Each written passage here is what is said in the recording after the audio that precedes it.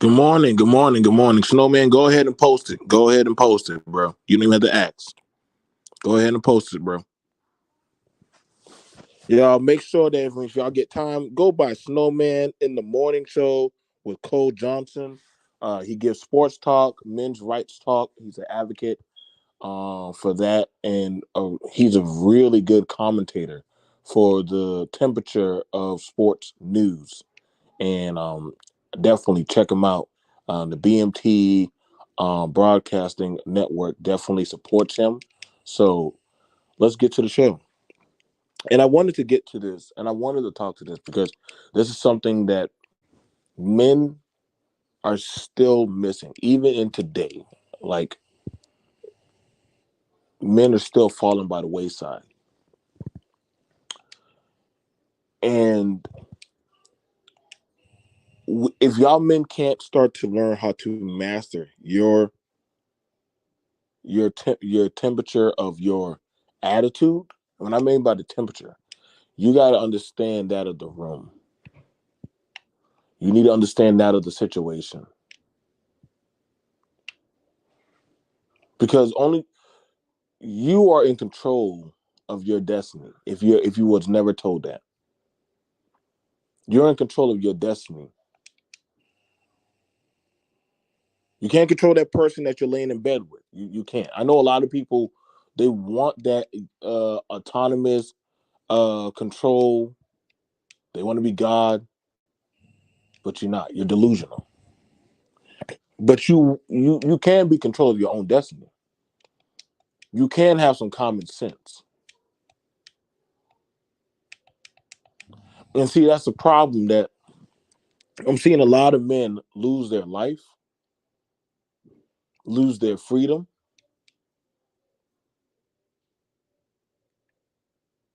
Once you get a DV on you, it's hard to get that off.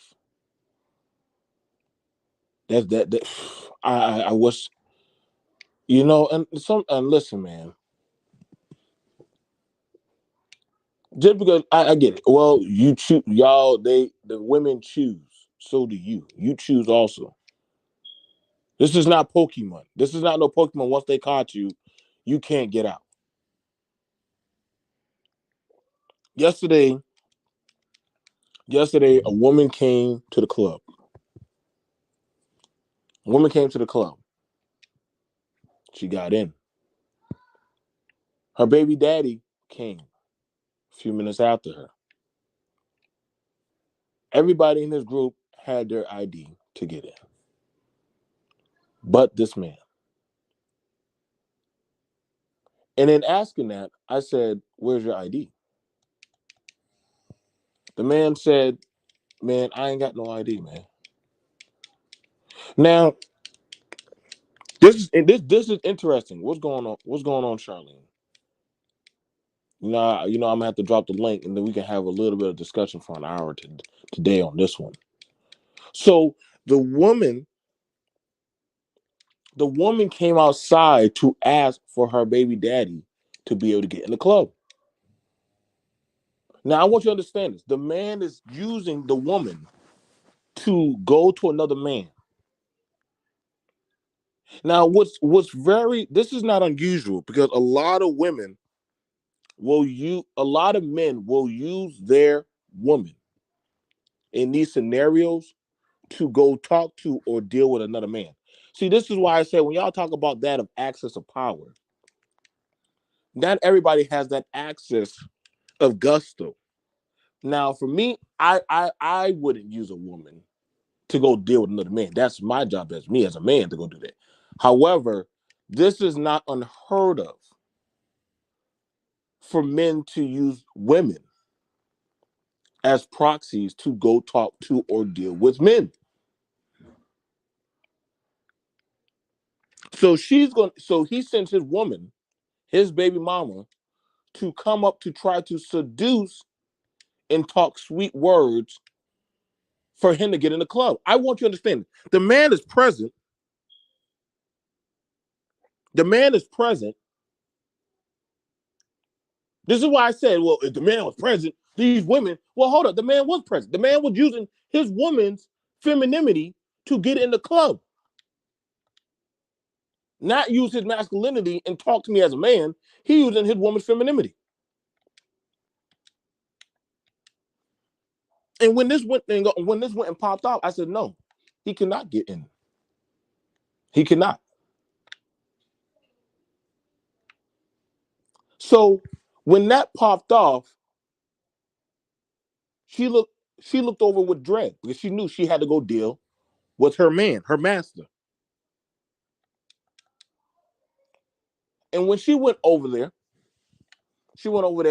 he got upset.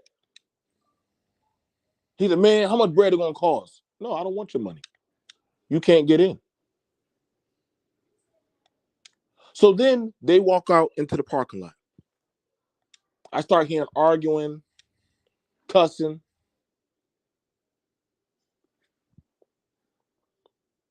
Now, for me, I have a strict policy. That's not my problem. That's between two consenting adults. What they argue about. Now, let's do a quick pause, a reset.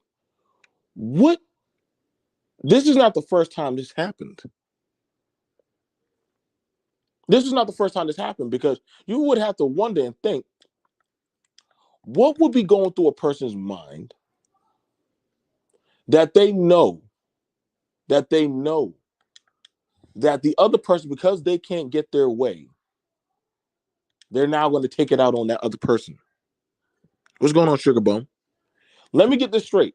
The man was willing to use his baby mama to try to seduce another man to allow him to get in the club. And if people are trying to tell me, oh man, that's not a thing, real men don't do that, then I would say you're full of it.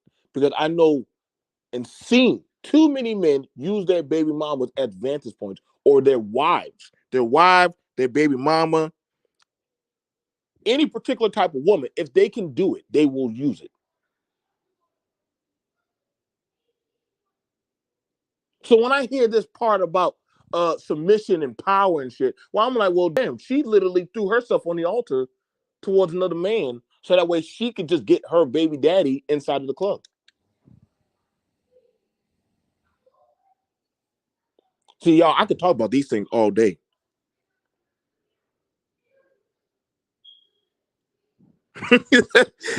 Charlene,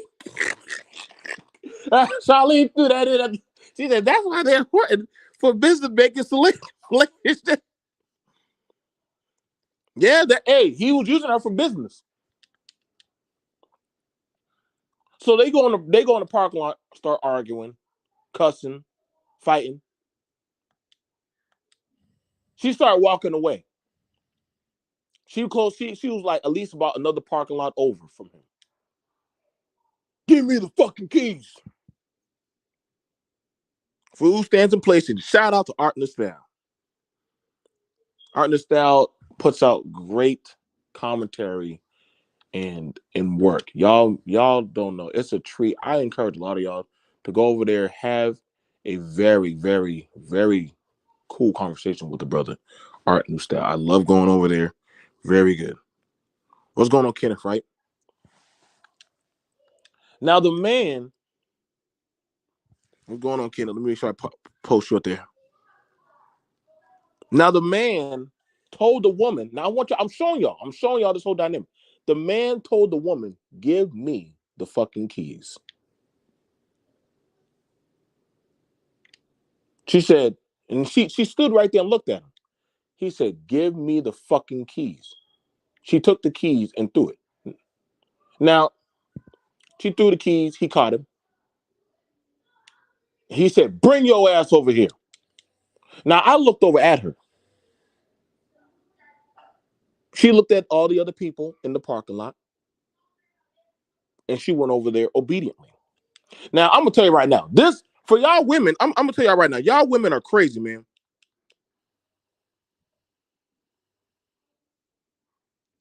I'm gonna say this is crazy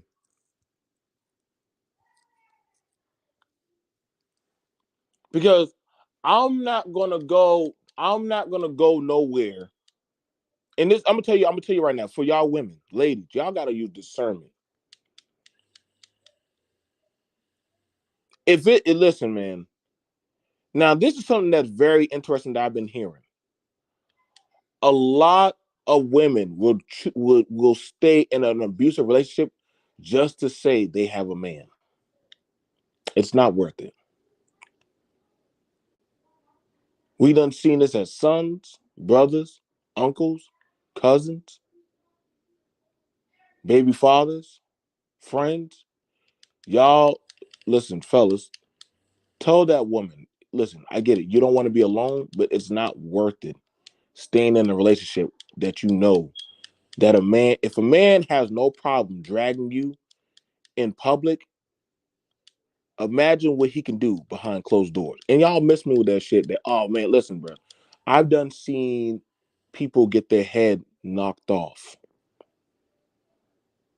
in public. See, I'm in the trenches full time. In full time.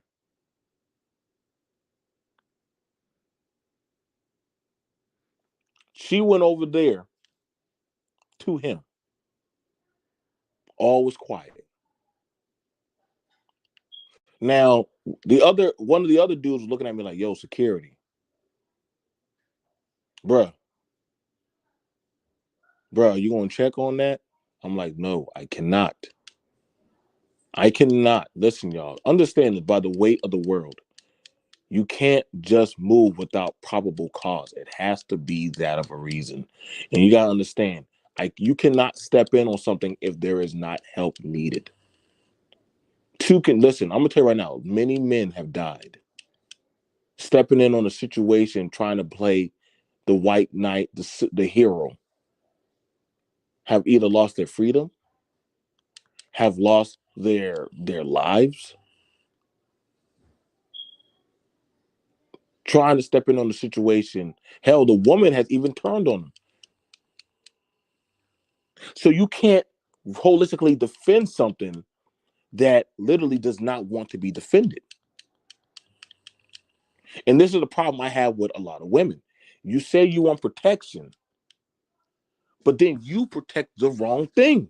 This is not no hate. This is actually that of a synopsis that we've been seeing. This is why it's hard to judge the gauge of. And y'all women have to ask this question: do you want to be protected? But I wouldn't have a dog that would bite me. I wouldn't keep around a dog that would bite me. Yeah, your dog will bite anybody that tries to harm you. But in the same sense, that same type of I think nowadays a lot a lot of women got mixed up what type of masculinity. There's different types of masculinity potencies. Now, in me talking to that one guy, because he was asking, "Hey man, so what happened to that broad?" No sooner within 8 seconds, I turn and look down the parking lot and I see her running. She's running. Now, I'm watching it. I'm watching it and tell she's running and he's running. And he was like, "Come here, bitch." Now, this girl is moving in sandals, in slides. Now, I ain't know. Listen, y'all. Anybody who can run in slides down a parking lot strip of 9 cars, like y'all gotta do 9 cars. 9 cars. So she at least was running. She would know 10 cars back. So she was at least running 40 yards in slides. And he was like, "Come here, bitch. Come here right now." And I'm watching the whole thing play out. And all she screamed was, "He has a gun. Please don't let him get me. He has a fucking gun."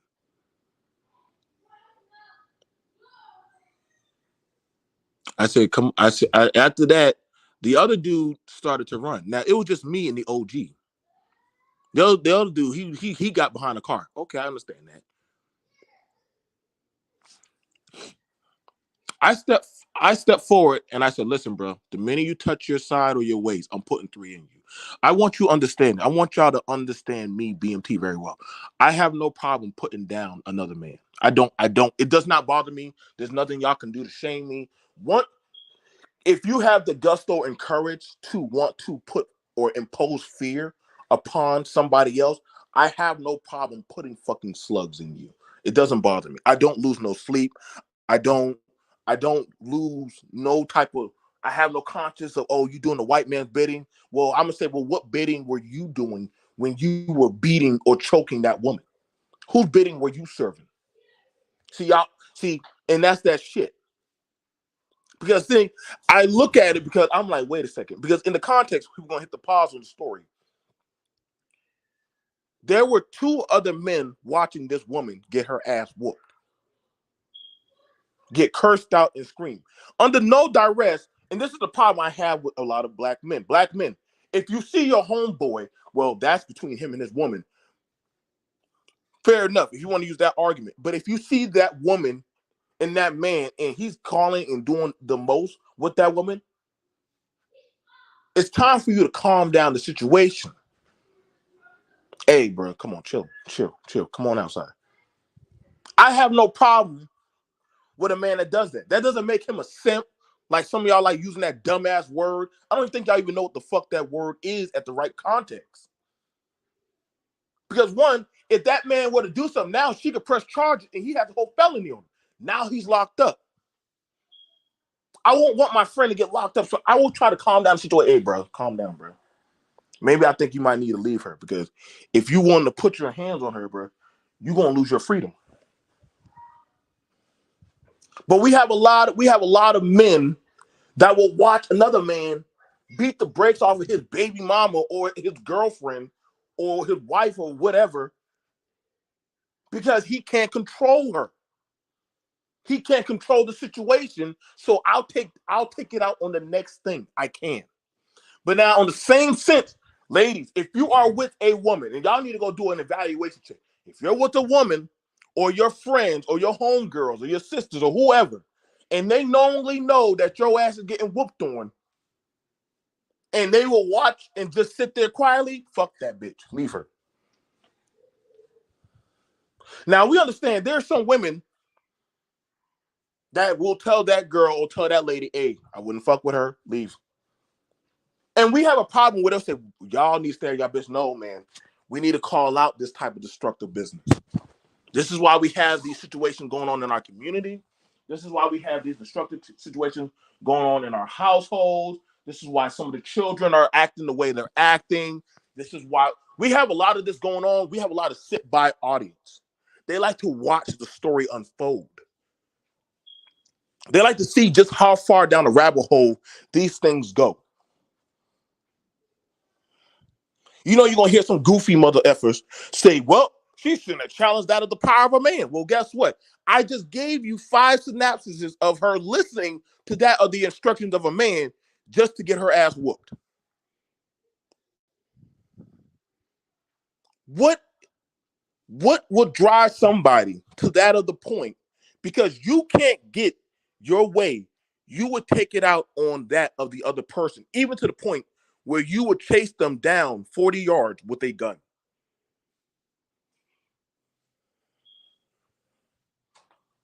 No man stepped in to try to stop it. Well, except me. Now, I came up on the man. I said, listen, bro. He said, hey, man, I don't want no smoke with you. I'm just trying to talk to her. I said, bro, you done ripped off her wig.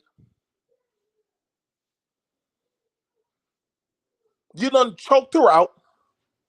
Now I want to talk to you. Now I want to talk to you. No, no, no, no, no. Don't put your eyes on her. Nigga, I'm now the alternative mode. Put your eyes on me. And see, anybody can say whatever they want to say. I'm about this type of life. I'm about this work.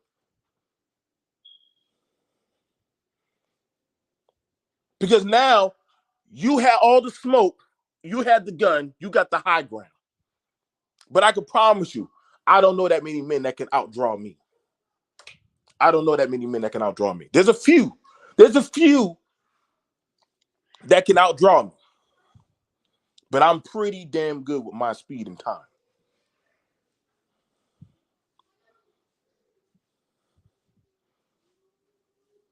Gangbangers don't bother me. Dudes screaming and hollering don't bother me. Screaming and hollering means you're trying to hype your you're trying to hype yourself into a situation that you can handle. Now all of a sudden you want to talk to me. No, nigga, I'm done talking. She said, now the woman, she's now in her aggravated mode saying, listen, he has a gun. Security, he has a gun. I understand that. Back the fuck up. I can't do what I got to do if you right there standing by me. Get away from me. Shout out to the OG that was there. 77-year-old dude. Amazing, amazing, cool cat. I told him, hey, put her on the curb. He said, listen, you listen to me right now. Sit on the curb. She listened to him. Sat her ass right there on the curb while he was he said, let them do what they got to do. Me and my partner, I said, listen, bro, I'm going to talk to you. Now, sad to say, a lot of men are lacking in that of mentorship and discipline. It's a thing. I know this ain't something that a lot of people like talking about. I know people won't say this is that of me beating on a black man. No, I'm actually calling the state of emergency of a situation. And see, it's always taking that because see, people want to hear the feel good preaching. People want to hear that of something of I don't know, man. Like this sounds like a made up story. Is it a made up story, or this something that actually happened more so than it should happen? But people don't want to talk about it because see, I would be asking my son or any other man, how did you get in that situation? Well, the women choose that man, true, but you also choose to be in that situation too. So you understand this, men, the laws have no fucks given for you when you step out of line. See, that daddy in that uniform, does not give a fuck to hear your whimsical nonsense. All they know is I'm about to get another good merit on my badge. I'm about to get a good merit because I got one today. This is an easy case. You think that judge is gonna give a damn when he hear about what your situation? Well, I couldn't get my way, so I took it out on your child's mother. Now I understand people say, "Well, hold on now, BMT. Some women push buttons. Fair enough. If you want to use that content, that's cool. That's cool. Leave the situation. And see, that's the thing about it. Some people are hard headed where they'll touch and I've been guilty of that, where you tell yourself, I'm gonna muscle my way through, I'm gonna be strong, I'm gonna be masculine, I'm not leaving. Ain't no bitch gonna run me out of my house. Okay, cool. But now here you are. You dealing with certified people by the law that are now on your ass. They're now on your ass now. Now we having a different conversation. But now whatever you think that we're going to talk about is not going to be a conversation now. So he get in the car. I said, listen, if you touch anything in that car, and I told the other dude, if you move, this is now we got two black men. One dude don't got shit on him. He's like, fuck. He said, listen, I ain't got nothing to do with it. But you do, because you was right there the whole time. He called you over using you as a dumbass meat shield. That's how stupid you are. Y'all black men, y'all gotta understand. Understand this. Stop letting other black men use you. Stop letting other black men use you.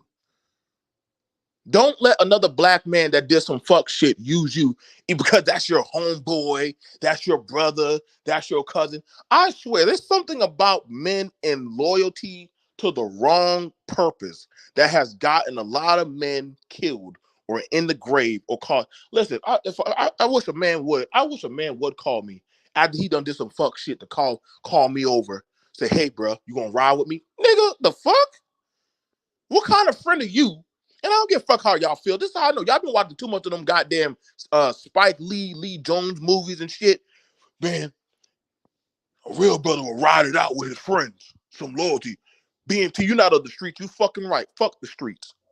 And fucking any of y'all clowns that want to ride for the streets. The streets ain't never been loyal to you. Streets ain't never been loyal to our families. Streets ain't never been loyal to our community. Streets ain't never been loyal to a goddamn thing. But you still got mofos running around praising and glorifying the God.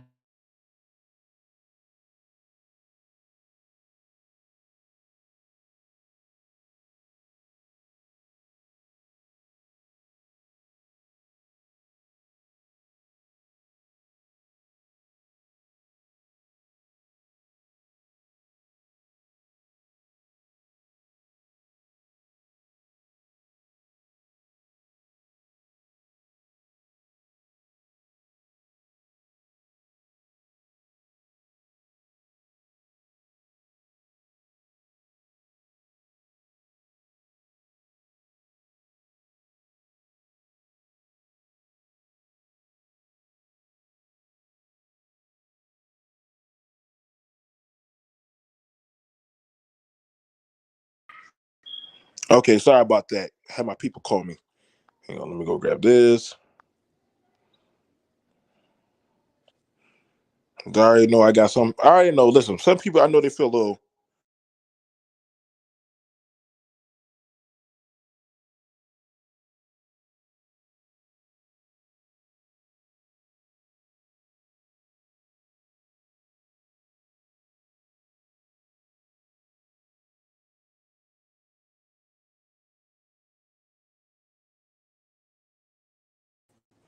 Okay, there we go. Sorry, yeah, I'm back. I'm back, Charlene.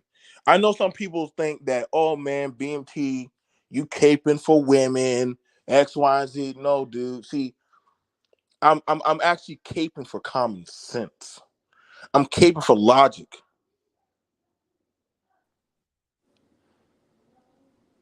Like y'all, do y'all know how many men? Listen, just one of the easiest cases. And shout out to my good friend attorney Michelle. But I definitely I gotta have her here for this one. Do y'all know how many men lose their lives by the wayside for domestic violence? It's a lot higher on men than it is on women. And so you feel like you can't control your woman. So you want to do your corporal punishment.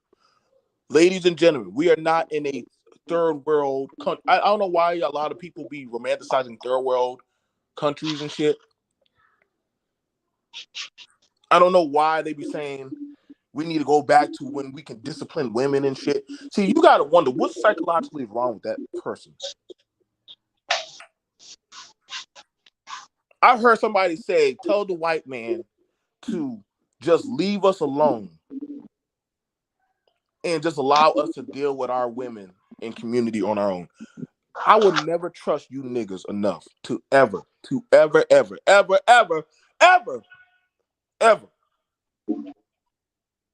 No. God fucking no. I don't trust y'all enough. I don't have that much faith in y'all like that. Y'all, even when we have all these goddamn even when we have all these goddamn rights and shit, y'all want to talk about let's go do listen, all these goddamn what's these camps and shit where black people be going off and trying to build their own little tribe and shit. You seen them the show where they try to go off and build their own little camps and shit and hubs, and then we all of a sudden we start hearing about sex, abuse and all this crazy shit. We already know it doesn't feel. Every time y'all go off and build y'all little cultic, little Negro tribe in Wakanda, me and the cell just be watching that shit on the news. Like, oh, got another one. Got another one. What happened? Y'all done went off and lived in the trees and shit. Y'all bought yourself a few community houses. Now we hearing about trafficking, abuse, drugs, goddamn sex slaves and shit. I'm sorry. It just don't be work. It just don't be working. So we already understand y'all might need to throw that pipe dream of going off and building y'all. Now we're not gonna say other groups don't have that problem, but we're dealing right now in the micro of the black community.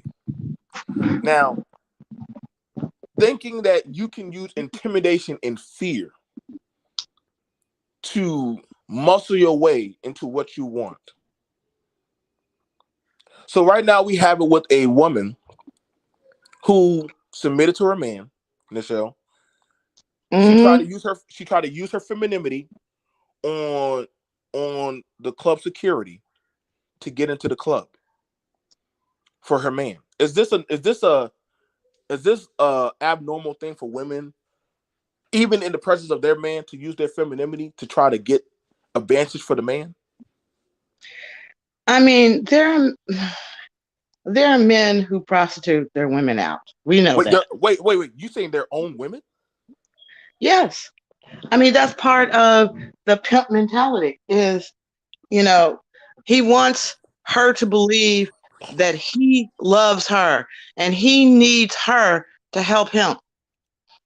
And that mindset, it could be one woman, it could be multiple women. But, look at Cat Williams. He's ugly as hell. But he has a harem of women. Maybe he'll put one on the pedestal out, like Hazel Lee. He put her out there on the pedestal. But he still had a compound full of all these other women that were helping him because he appealed to their maternal instinct. And so here this woman was trying to help her man get into a club, which is like a mother trying to help her child get into the playground.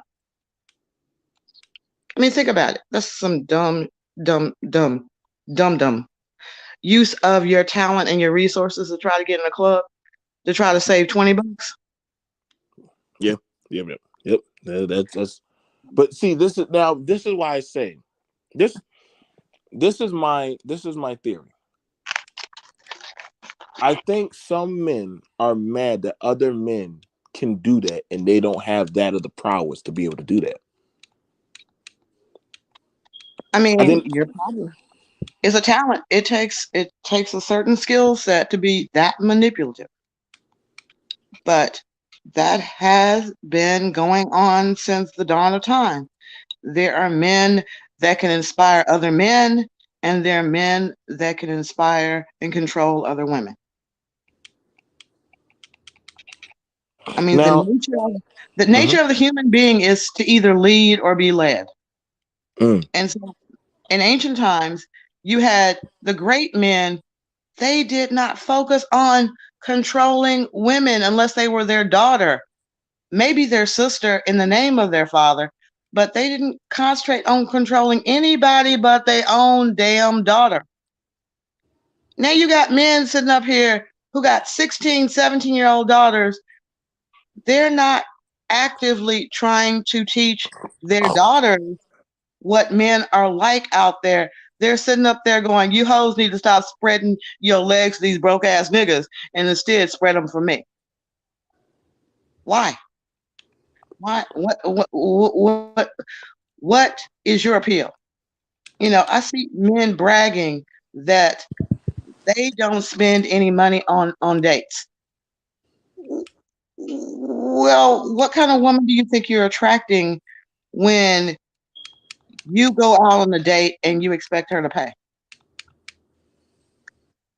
What kind of woman do you really think? What kind of value does she have?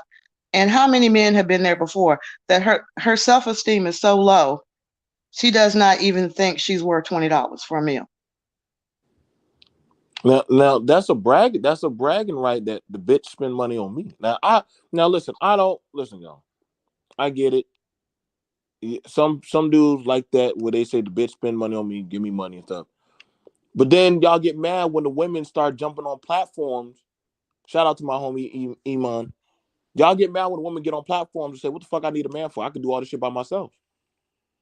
If I got to take care of you and put you on, then why do I need you?" And then y'all be like, "Well, damn, the woman got disrespectful."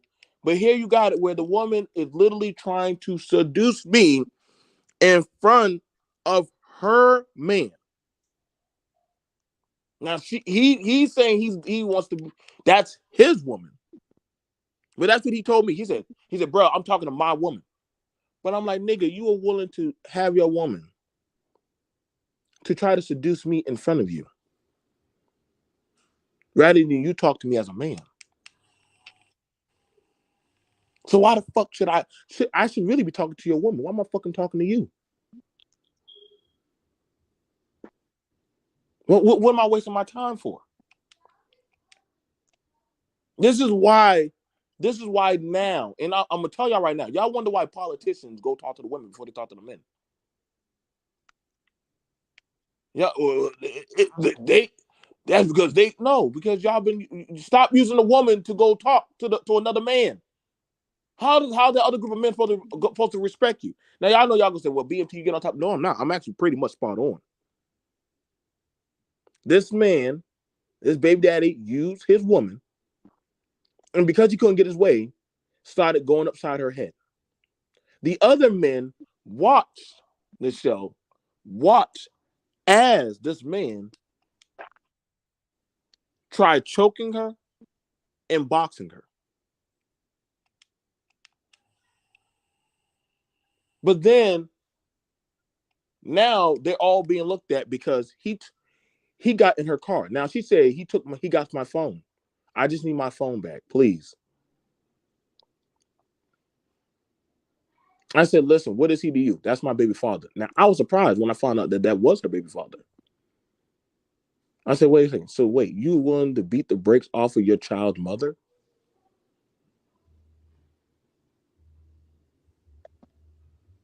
It's crazy because a lot of women will stay with a man just for the sake to say they have a man, even if that man will kill them. That is an irrefutable fact. A lot of women will stay in a dangerous situation just for the sake to say maybe something about him is going to change. But that's only half of it, Joe. Now, as a lawyer, I've seen women and men who sit up there and say that the reason they have not left an abusive relationship, because there's also mental abuse as well Hmm, as physical abuse, hmm, hmm, they have not left the relationship because they do not want to leave their kids. hmm. And leaving their kids, they're not talking about, well, I know if I left, I'll get primary. They know that there will be every other weekend they will be without their kids. So they stay in these relationships because they feel like if they're around their kids 24/7, they can take the brunt of the wrath from the abusive parent Rather than it fall on the child. at any time. Because So you you're saying, do are you saying that some women do not trust that man around their kid, around their kid?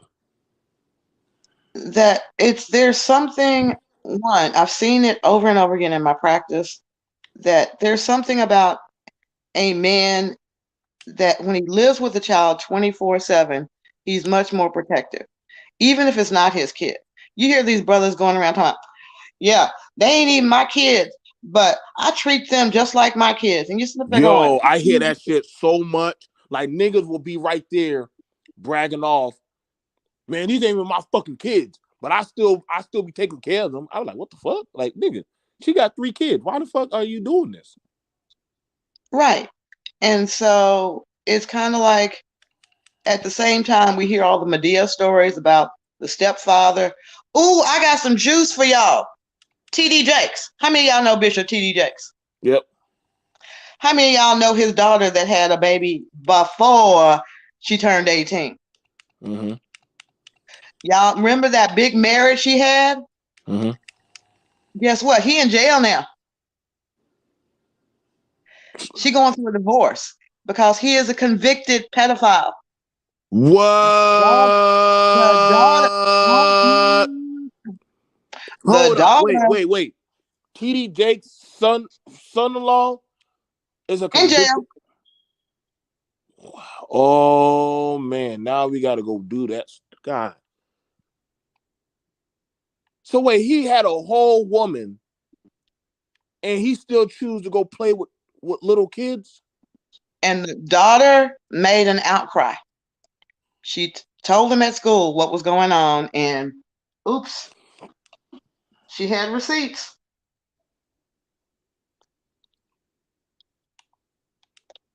I mean, What? and again, when people sit up there and talk about, oh, you're going to be single, you're going to be alone. I mean, a lot of women are afraid for their own children to bring another man into their house. Yes, there are men that treat the little children like their own, but then they start to treat. I had a friend, I felt so bad for him. He and his baby mama had a good relationship. He'd go by, see the kids, take them out with him sometimes, but usually just come over, play video games, help them with the homework. It was an open door policy. She got remarried. She got, and the guy's like, yo, dude, you got to respect my house now. You can't just come over here whenever you want. As a matter of fact, you know, these, these are really my kids because you ain't paying no child support. Okay. Again, people got their reasons. He gets a call from his now 18-year-old daughter who says, Daddy, will you come with me to court? He's like, what you get in trouble for? No, I'm testifying against my stepdaddy. Huh? Well, he started raping me when I was 16, Jesus. 15 and 16. And he's like, he went down there because he wanted to support his daughter. He said he hadn't seen her in years. He didn't want no drama. But his baby mama came up to him and said, look, I know you're upset, but he's still the father of my other three kids. What was I supposed to do? Jesus Christ. You got a man that is laying in your bed, getting knocking kids up in you, but that's not enough. He got to start fooling around with your daughter by another man. Because that's not, but that child is not connected to him by blood. So there's no skin in the game. Right. So you're thinking this poor girl that when this man gets out of jail, because he's only going to be in there for about 2 or 3 years, when he comes out, he is going to go back there with his minor children that still they daddy, and this poor victim of incest is going to have to deal with that. So yeah, that's why some women stay with a baby daddy is because of the fear of what bringing another man around their kids will do. Jesus Christ. Like that's horrifying. Now, the situation unfolded where the woman, so the man, he got back in the car. I told him, I said, listen, bro, do you have her phone? I said, call her phone, which I know he didn't call her phone, but he did have her phone. He threatened. He said, listen. He said, well, what's up, Prophet? What's up, Prophet of Thought? Shout out to the Prophet of Thought and the Prophet of Thought series. Um, I have debated on there. Attorney Michelle is one of the first women to ever debate in the league and win. She won. I think so. You debated there twice, and you won. Actually, you're one of very few people I know that actually debated and actually convinced the person on your side to actually join your talking points. Well, what do you expect? That's a lawyer, so that's what she does for fun. So, shout out to the Prophet of Thought. Now, the woman, she, the man got in the car and took off and left. The man got in the car. They said, well, what are we going to do? I said, listen, you need to call the police. Now, this is the problem I have with a lot of women. They don't call the police in the show. What's going on, Charlene? Shout out to Charlene and the Ebony Star Network. Charlene, Dane Frankie, Black Knight, they do an amazing job over there. It's a ladies panel that they do for having talks and open discussions with ladies. Fellas go over there. You know what I'm saying? They want to have the conversation or the intellectual joust as long as you're respectful. Um, Dan, Charlene's been keeping up. Um, I, but I here, also have my own channel too. Oh, why didn't you tell me this whole time? Yeah, creative solutions. There you go. Let's get out but of here, bro. but go ahead. What you were saying about what happened? Okay, So so the girl, the took the dude took her car and left. Now, sometime I'm gonna tell y'all this is a survival tactic. A lot of people need to understand. Sometimes the best way to survive is just let them leave. Sometimes the best way to survive a confrontation is let them leave. Joe, you Do asked the not question. You go asked the ahead. question. You said one of your problems was about women calling the police. No, no. Here's my Not thing. calling the police. Not calling the police. Not calling the police. Not calling the police. Okay. So It's why like a do women? hesitation. It's a Yes. hesitation. Why do women not call the police? Yes, I want to know. Because they gonna get out and whoop your ass. yeah, Okay, continue. exactly. Okay, continue. I want to hear this. So, y'all too late. I want to hear y'all perspective on this, fellas. If you can come up respectful. We have two highly educated women, so y'all can come up respectful. You know what I'm saying? Now we want to know why do women hesitate in calling the police? I mean, think about it. It's tattling. It's snitches wind up in ditches. I mean, black femicide shows what is it? 683 women have died so far in 2022. Black women. 683 black women have died. That was yesterday's numbers. I don't know what happened last night, but you have to understand for a black man, even calling the police against another black man, y'all could have called the police. Why didn't y'all? Y'all saw a crime being committed. Y'all Mm. actively saw a crime.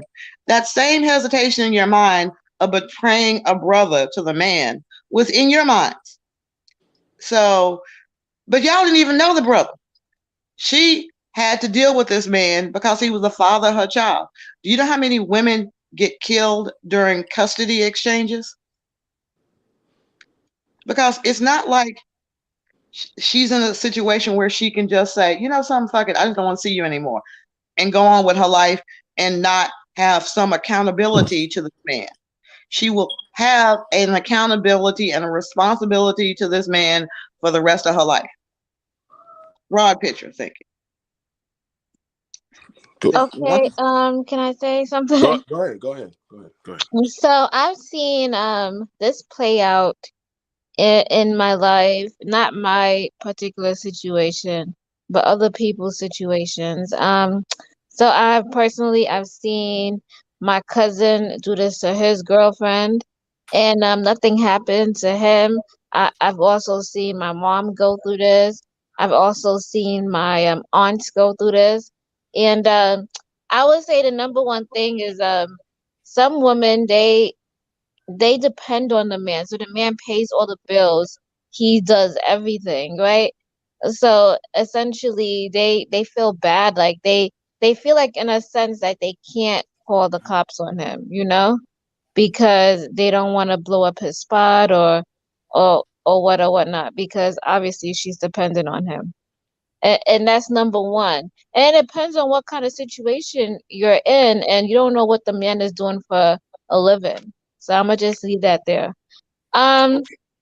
Wait. So hold on. So okay. So let me get this straight. And all right, let me get closer. So you're saying that depending on the leverage of the situation, and that is very true, because if you call the police and let's say he is the breadwinner or he's got you in a certain position, then you pretty much could end up putting yourself in a predicament past that. yes. Fuck that. Oh, boy, thank you, Joe, think Jesus. about if you I'm had ready. a roommate.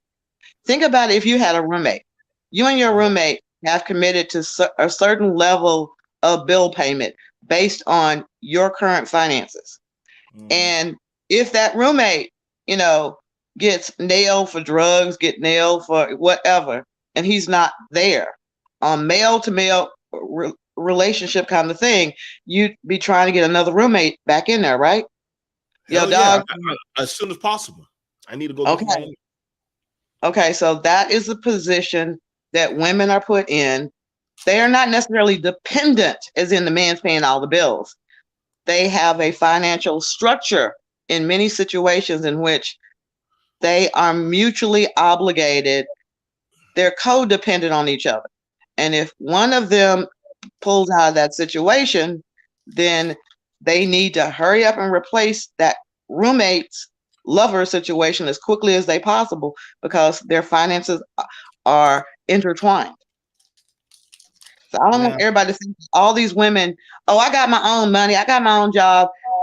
You can still have your own money and your own job and still be living in such a way that you are codependent on the person you are cohabitating with. boy, in the show, you just be laying down stuff on the altar. That's why I be rock, y'all. This is why I be rocking heavy with Nichelle on a lot of these things. Nichelle, she'll talk things about the men and the women. Like she don't spare no expense. Um, and like I said, this is an open discussion that we need to have a discussion on because again, reason why I said about if you can't control your temper and you can't control a woman, there are a lot of men. There's another daddy out there for you. There's another daddy. And when he come on outside. Now I know y'all want to bring up the situation of, well, there's a lot of women that lie. Okay, I get you with that. And yes, I have caught women lying. I have definitely dealt with women lying or going in the club to go start shit with their baby daddy because he's with another woman. I have been there. So I will not lie about that. Shit happens. Nichelle and I, she works on the law side of in the court. I work out there on the goddamn street side. I deal with bails bondsmen. I deal with people who jump from bond court. I deal with the whole kit and caboodle on the other side. Only thing different was I didn't want to go all the way down there. I'm like, damn, I should just go. I'm telling you, I've been offered to go join the police force. I just said, no, I don't want to do that.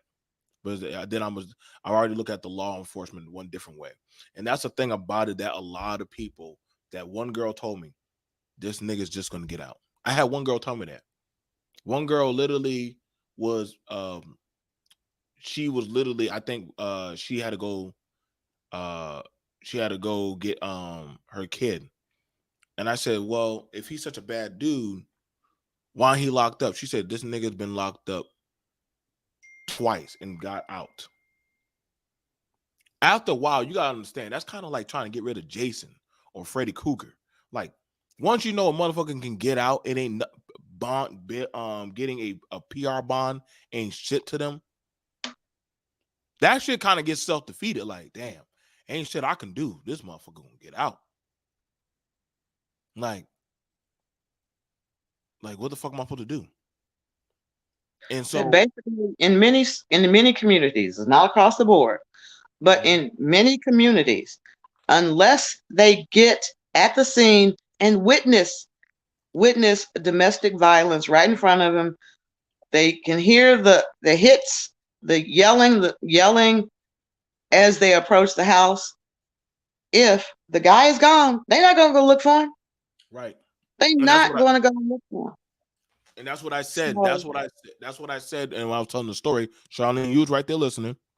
Because people saying, "Yo, bro, you ain't gonna do nothing." I have to see it. I have to see it. If I don't see it visibly, when I saw her visibly running and screaming, and him chopping her, that's when I could act. But I can visibly, because see, that's how it works whenever you're writing out a statement. And let me know if I'm wrong. When that lawyer or that attorney, they're going to read the statement. And see, this is why they say justice is blind, because they're going to say, did you see the act? Or did you just hear and assume? Assuming don't play out very well. Assuming don't play out.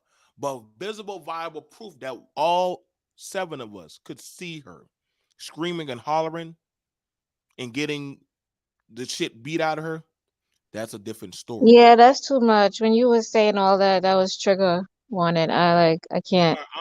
I mean, I'm sorry, but see, these things happen, and see, the thing about it is, there are plenty of people that there are people that have shown up around me and in the show with bruise marks. Am I lying, Michelle? And the thing about it is, you have to have what valuable what Michelle? It What do depends you on have? the state. It Yeah, depends and on the state you know what? because Maybe in my state, you got to have proof because shit, we got to be able to see that shit. Sorry, y'all. We live in the Bible state of the Lord and Jesus Christ, South Carolina. We got to be able to see shit. We got to see shit pop I off. was gonna say on black skin, this is an interesting thing. Black skin. Our skin by its nature is darker. It's not like, if you slap a light skinned complexion person, you're visibly going to be able to see that red mark.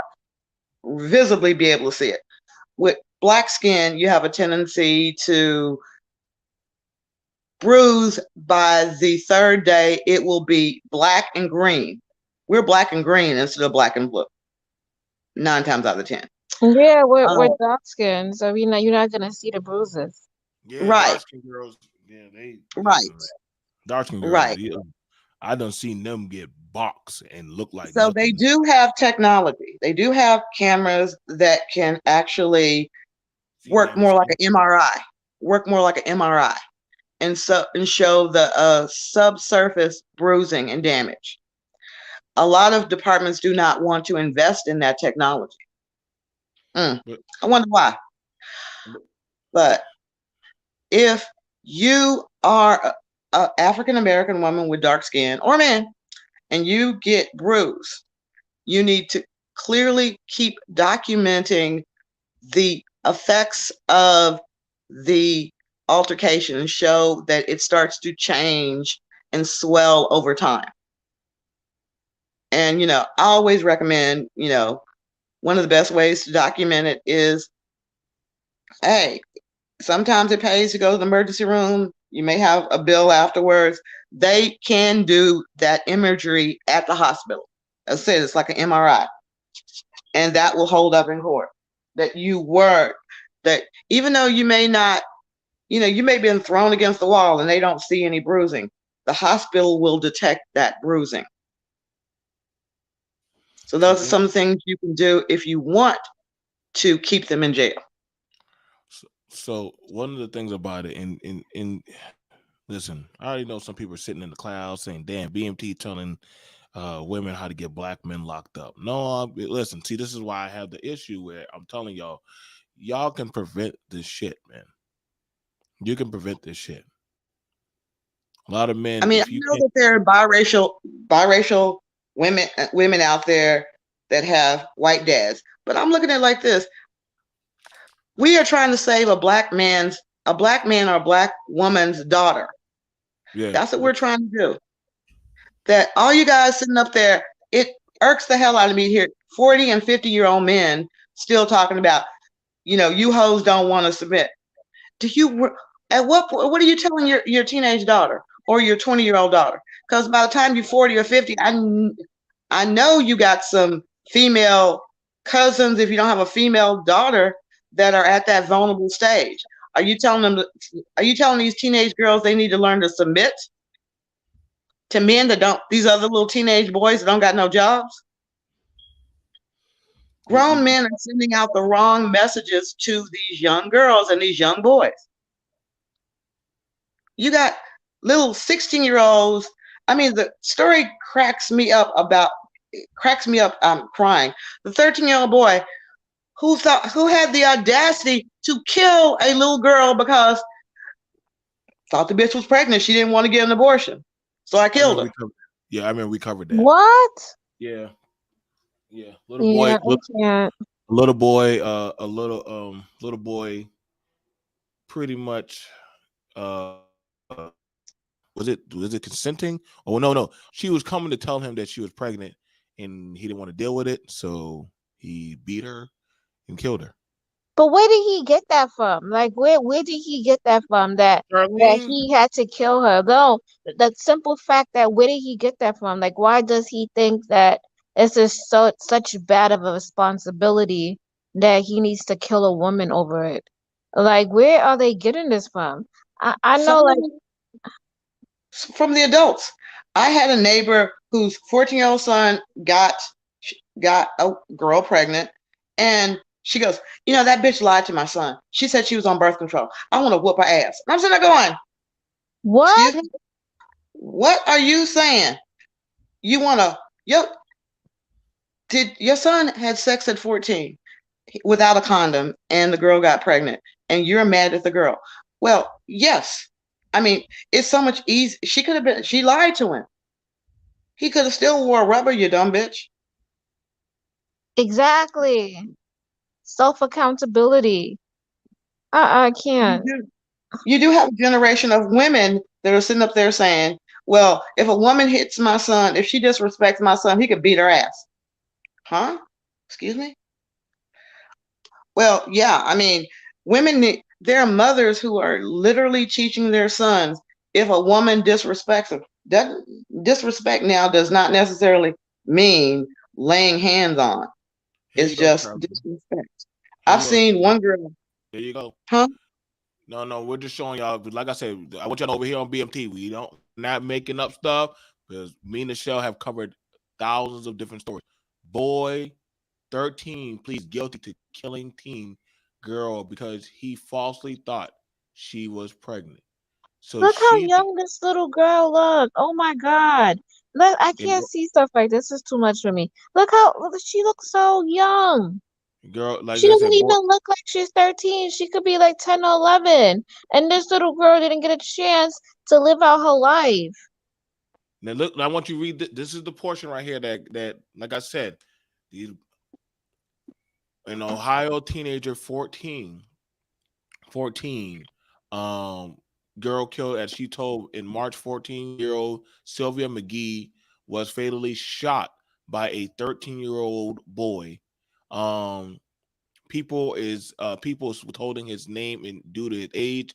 On Wednesday in juvenile court, the teen boy pled true, the equivalent of guilty to murder. Stark County Assistant Prosecutor Michelle Conover tells people. Conover says the perpetrator had told the police that he believed that the teenager girl was pregnant with his child. So yeah, he feared that because she was pregnant, that hey, he did not know if he could deal with that. Yeah, these men need to, I don't know. I think they need to stop complaining on the internet about child support, about all of these things, because they're raising a generation of men who are going to hate women and not want to have kids and flee from responsibility and think that having a child and paying money is something that they're not supposed to do. And they're making it seem like it's a burden when it's not, when a child is a beautiful thing and it's a blessing. And I just feel bad for our upcoming men that's coming up. And they got to view these things that these men say on the internet or on TikTok. It's depressing, it's scary. And I don't know. I'm a little bit anxious about the future. Like I, It's not just men, it's women. I found a video of a woman yesterday that said that child support was a trap. It was just a trap for the black man. And since she had a new man, that she was not going to play into their trap and allow them to increase her child support because $49 a week was enough to take care of what her child needed. That actually came out of her mouth. That So is like I, sad. Like, I so even, go ahead, I'm sorry. yeah, no. When men hear dingbats say, "My child just need," I'm a good mama. My child just need $49 a week from his daddy because I can take care of everything else. Then you have men that go, "Yeah, that's the kind of woman I want," and you're sitting up there going, "Is she miscalculating his needs? Does he not need like you know piano lessons? He needs to be on a basketball team?" You go through all the things that the kid could use that would better him, his development. Does he need to be in Boy Scouts? Does he need swimming lessons? I mean, $49, she's sitting up there saying $49 is enough of a contribution from his baby daddy.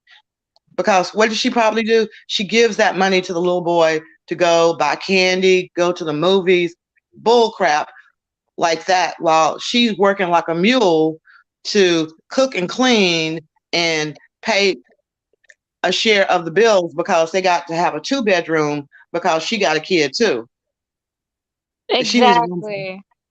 Okay, so you Yeah, know, that's what I be because remember when he came up the guy came up here and said, why should I have to pay all this money to my ex-wife and our what 5 kids he was talking about?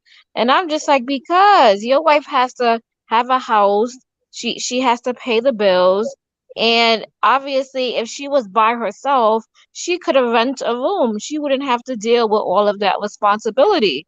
And with responsibility comes with more finances. What are you talking about? Like, I just can't get on board with what these men be saying. Like, I just can't. You know, at this age and day, I be like, if you want the child, come and take the child because they think it's easier. That's what they think. Anybody could give you money, but nobody's talking about the time and the persistence and the things that you have to do to go out your way. Like, I think just giving somebody money, even if you buy a gift and you just give somebody money, $200 for a gift, that's not really putting in work because you didn't go out, you didn't find the resources, and you didn't go dig and try to get the best for that child or anything that you're going to get. It's the easy way out, and yet they still complaining about it. Now, one of the things about it, and because like I said, as the story continued, um, as the story continued, one of the, like I said, when the guy stole her vehicle. He stole her car. I know she. Um, I told her to call the police. Um, I know, like Michelle brought up a good point. Well, did any of y'all men think about it? Well, I'm actually on the scene handling the situation. So, my partner actually was radioing for law enforcement to come, as I was dealing with that. I can't take my eyes off a person with a gun. Makes sense. So we can agree upon yeah, that. Yeah, I'm not going to take my eyes off a person that that has a possible gun and literally I don't know what him and his homeboy could do. It's a 2-on-1 situation. So yeah, that's what you got your partner radioing like, hey, let me call for something to happen. I'm already on there handling that. And I'm like, hey, just watch my back. You know what I'm saying? Hey man, how can now it's amazing, but the dude was like, how can you do this, man? Like, I thought we were cool. Why would we be cool? Why would we be cool? You literally, um, Michelle, I can't show that. That's some horrible shit. Um, I'm like, I cannot do that. You just literally, I would never be cool with a man that uses his woman as a propositional tool, even though that happens quite a lot. Quite a lot. I'm never gonna be cool with that. I will never be okay with a man that literally was trying to beat the brake out of his girl. Now I said but I looked at his friend and said, "Why didn't you do anything?" And the friend's reply was, "That was his girl, bro. I didn't want to get. I'm not getting involved with some, between him and his girl, man. I mean, I didn't do nothing. Wait. Let me get this straight.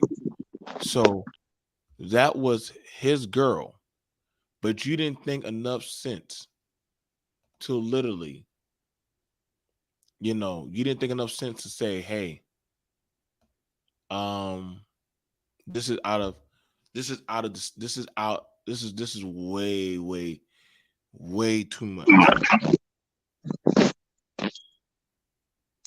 And the fact that you didn't stop it, now your friend has a chance of losing his freedom. I don't So, even see how you can be friends with somebody like that, knowing that they're doing stuff like that, and you're not even trying to help them or tell people or get that person help. How can you be friends with him? Like I just don't. I really don't see how you could be friends with somebody and when that person beats his wife or belittles his wife and you're okay with that. I don't know what world we're living in today. well, see, now the thing about it is, and there we go, I got in the show. Okay, yeah, in the show, I'm about to play that for the female. I'm about to play that for the woman. Um, the And looking at that proposition, I already asked the guy. The guy took the car. Now, I want y'all to know stealing a vehicle is a felony. If nobody understands that, stealing a vehicle is a felony. Uh, why? Why would you go that far? Um, mind you, the woman she talked to the police. We did not force her. She called the police on her own. She called the police on her own. Fun fact: the man lives with her. Mm-hmm. The man lives with her. That's not unheard of for something that I've heard or the shell that you live with your abuser. So I, the next thing about it is the man has a felon already has a warrant on him and a felon. Now I get it. Some people gonna say, well, these women choose these type of men. Okay, men choose ratchet women, and women like you never truly know somebody until you start living with them. You never. It could be a woman that has a job and be hella higher. It could be a man that literally said, "Oh, Charlene, like I love you, baby. I'll never do X, Y, and Z." Within the Nah, I have to within call you out on that one. That's not true. You can figure what someone out if you ask the right questions. Because how? we just did a stream on that on how to pick. Well, we said wife material, but we meant to say how to pick a good partner or how to pick a partner. So okay, You treat it like a job interview. You treat it Yeah, like a job interview. You okay, know, so if y'all use that. Okay, so treat it like a job interview. So if that's the case, then why is it always the conversation about well, after year one and year two, they started changing? I I think think that. Go okay. ahead. No, I'm saying that from what they just did a survey, and it's like, at what point in time do you have sex? And these people are like third date, and I'm like, whoa, holy shit! That's like sitting up there saying, when do you get your annual bonus? I mean, you ain't put no damn time into it. That even on the job, you got a 90-day probation period so they can get to know you. But we have a society in which, you know, people are like, okay, we went on the first date, we were just, having fun. They're not dating with a purpose. It's like, I need to know certain things and I need to let you know up front what my expectations are. And if your expectations and my expectations don't line up, don't even bother calling for a second date. Okay? Damn, fuck a third date. By the time we get to a second date, we are sitting up there, where do you see yourself 2 years from now, 5 years from now? It's a job interview still. We're not trying to even kiss. I don't need to exchange saliva on somebody I just met twice. Slow your rolls. But see, that's the thing about it. Yeah. I go. I mean, yeah, what's going on? Super Mike, shout out to Super Mike 2164. What's up? What's up? I enjoyed your content. We talking about survival. Hmm. Like I said, Yeah. Mike be talking about some. Y'all be saying I've cut throat. Mike be talking about way more crazy cutthroat things than me, man. I'm actually way more actually tact than he is. Uh, Hey, um, but I enjoy my brother. Go ahead, Mike. I know you were listening. I'm still standing on the. I'm still stand on my throne and say you truly don't know people until situations appear before them. Like that. I agree. That to me is my Because you position. don't even know yourself. I think we don't even know. Some of us don't even know ourselves because we say what we want, but then when we get what we want, we act like we don't want it. And you know what I'm saying? It's like we don't know ourselves until we get into a situation, and that's right, just like with what I came up on, it's like, just like you said with the friend thing, and maybe your friend is beating on his wife or something like that. It's like the situation could be like, you've been friends with that person already. Like I had a situation with my cousin. He was he was doing his girl wrong. He was married to her actually, so it was his wife, but they didn't have any children. But he wasn't beating her or nothing, but he was cheating on her and stuff. But it was like that's my cousin first. You see what I'm saying? But I'm still not co-signing his behavior. But I'm trying to change him. But the woman, the wife is like, what is he doing? Asking me stuff, which of course I'm not about to get in the middle of that. So it's some of those situations can get sticky, and that's kind of how it's hard to navigate some of that stuff, and it's sometimes it's not cut and dry and clearly straightforward, especially when you're not trying to get in the middle of other people's stuff, because sometimes what happens is you get in the middle trying to be Captain Save a Hole, whatever, and then this chick or whatever, you the one get dumped on, and they get back with each other, and now Yep. you know what I'm saying, you're looking Yep. stupid. Yep. I've been there before. No. I've been there before where, damn, I thought I was trying to help y'all. You know what I learned? Lesson learned. Some people, I like, I mean, you know what? I mean, one time I told a nigga, I said, listen, bro, like, you should probably stop fucking with that broad and go out there. Now, he didn't say nothing. His girl called me, Mike, and said, you caused my man to leave me. See, I said, damn, all I told that nigga to do was to go take care of his You did fucking it. kid. Wait a minute, I can top that one. My Sorry. godmother, this older lady at that point in time in her 70s, on her fourth marriage, he's on his fourth marriage. They got into it because she bought her own ring. He couldn't afford to buy like the ring that she wanted. So she went to a pawn shop and bought a dazzling ring, and they got into it. And she stabbed him just an inch away from his what is it, carotid artery? Am I saying it correctly? Anyway, oh, his heart. the one in your leg. What's the one in your leg that'll kill you? Oh, okay. Yeah, Okay, I forgot what it's called. Close to your yeah, goddamn. that's a lower carotid. Yeah, it's the lower carotid. It's like right there by in the middle of your private, like Yeah. almost. Yep. He Yeah. stabbed him. He was in the hospital. And of course, Hayas is in jail. So I'm sitting up there trying to get her out of jail. But I'm also telling her, y'all don't need to be together if you're going to start stabbing him. Do you know the bitch told him that? She told him that I said, y'all don't need to be together if you're going to be stabbing him. He said, no. I can't believe she said that.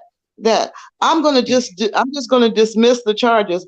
I'm going to say I tripped and fell because I love my wife. Nigga, you homeless. You homosexual. You a school teacher. Sorry. That's why I say you gotta be real careful when you get into the middle of people's situations trying to do the right thing, because like especially Exactly. nowadays, the right thing is confusing to a lot of people. Like what's seem like simply correct, just simple bottom line. Just like you said, sometimes it be situations where both people are good people, but like together they're bad. Like you might actually be friends with both of them and you think they're good together, but together they fighting like they're about to kill each other. So the situation might be it's best for them to not be together. That doesn't mean they're like absolute evil people. So Right. Now you know what I'm saying? they got together off of false pretenses because he needed a place to stay. So he wasn't whole person when he came in there. He was coming in a relationship from a place of need. So that's But see, And here's the thing. a lot of men and women do that. And what I try to counsel women, a lot of women, they want to go out on dates because, I used to tell everybody, I love me some free food, but I also knew where the happy hour was. Okay. So I don't need, I love some free food. I got a map of where all the free happy hours are and what the cuisine is. So ladies, Google it. Google happy hour free buffet. Just so if you really just need to go out to get some free food, you don't feel like cooking, don't be wasting these guys' time after a first date, because it's not fair to them. You're leading them on. But men, there are a lot of men that go through. The reason I said he was on his fourth divorce. The law does kind of favor the woman. I'm sorry, guys. Oh, y'all wrote the laws. We didn't. Men wrote the laws because they were thinking about their daughters more than themselves. And the law kind of gives the house 9 times out of 10 to the woman, especially if they have kids.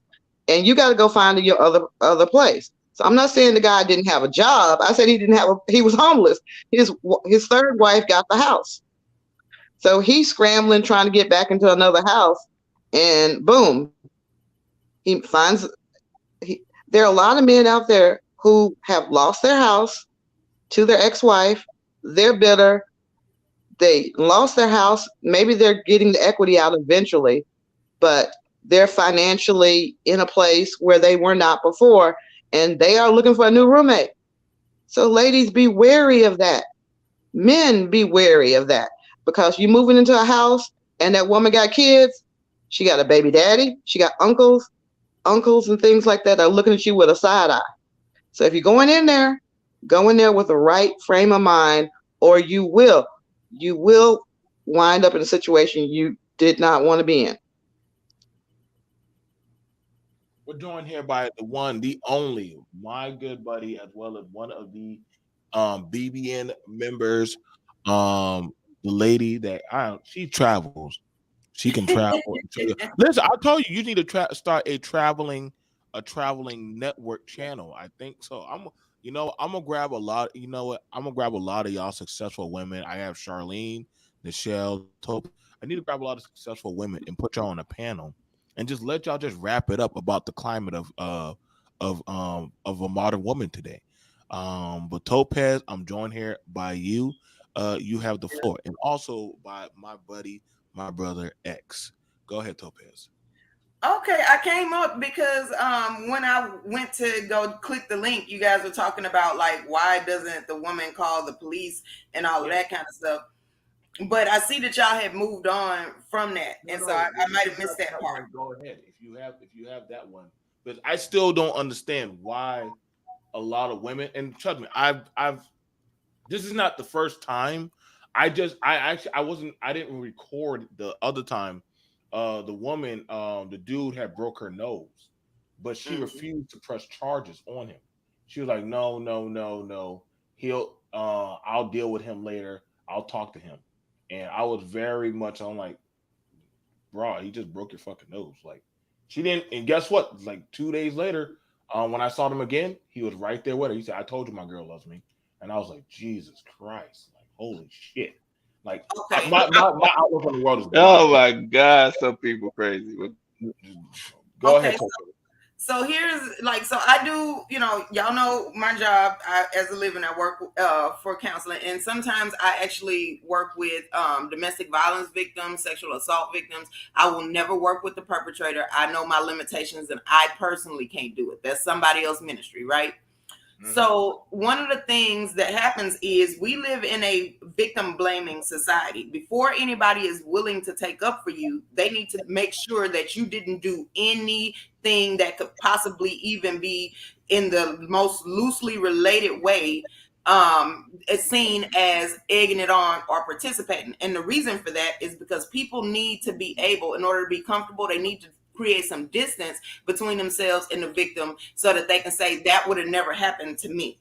So that means they can go back to living their life feeling safe. Nobody likes that type of feeling of anxiety. So when we think about it, the trial, let's say that she does call the police, and I'm not negating any of the reasons that y'all gave. Y'all gave some good reasons, and those are true. But after all of that, let's say somebody works through those reasons, right? The one thing that they have to think about is the trial. So the trial now, what the defense attorney, if you open any door into your personal life, let's say that you're telling people, well, I would have never done this, to him, or I believe that this is wrong for people to be able to just use their hands to express themselves. So now you've opened that door to where now the defense attorney can start asking you questions about things you've done in the past because you brought your character out. So like that's that's something that is very fearful. Even if the woman doesn't even if she hadn't done anything to participate in that, she got to now hope that the court of public opinion sees her also as blameless. So a lot of women don't want to be victimized a second time. That is very hard to do, where everybody gets to see a snapshot of your life and then they can pick it apart and you don't get to add nothing in it. Then how about the people that just feel like, oh, well, this is better for my psyche if I say that it could have never happened to me? They're going to purposely look for a reason to blame you because they need to. So the reason that a lot of women don't call the police is because we don't, how did that man even get into a position of power over her in the first place? Is because most perpetrators, their bread and butter, their way to get out of jail free is to make sure the court of public opinion believes that they were driven to that point and that you identify with them because you would have done the same. So they're usually charming when you first meet them, and they can put up a facade for a long time because there's a goal at the end of it that makes it worth it. Okay, like y'all were talking about the guy that was homeless. Well, if he doesn't have a place to stay because his wife got the house, when he meets the next chick, it's something in it for him to put up a facade for up to 2 years until he gets her married or trapped with a baby. And then he can bring out how he truly feels. And he told you, I told you my girl loves me because that's what he's telling her love means. Because of his damage and whatever happened to him before that, he's now telling her love means you let me do this and you just kind of see me through to the end. Because if you don't love me, you just like her and you are going to get a worse fate because this has already happened to me before and I'm not going to take it. I'm standing up for myself. How, you need to see me as a human while I don't have to see you as one.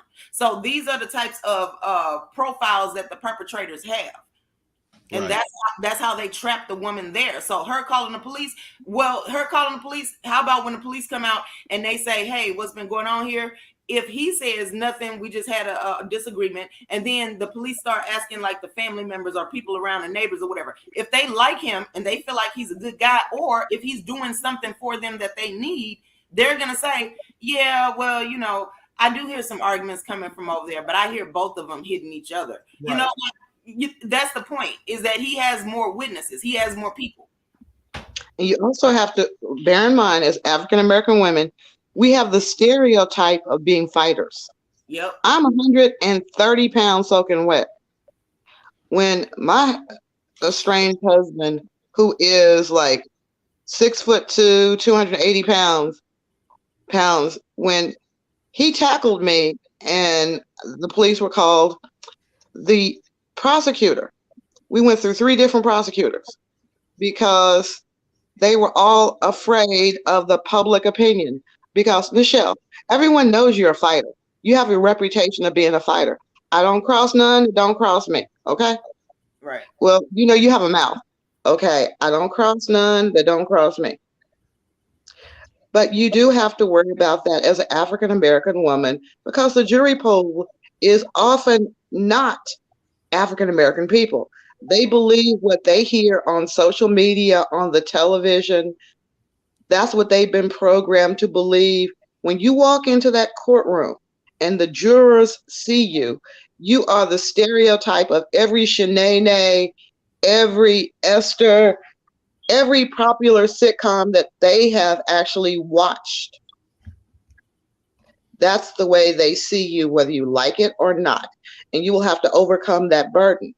And you're going to have the defense attorney who, and we saw even in the Johnny Depp trial, is going to bring out that one incident that's so hideous that everyone's going, I would have beat ass too. Did any of y'all hear the Amber, the Johnny Depp trial? No, Yeah. I purposely didn't watch that.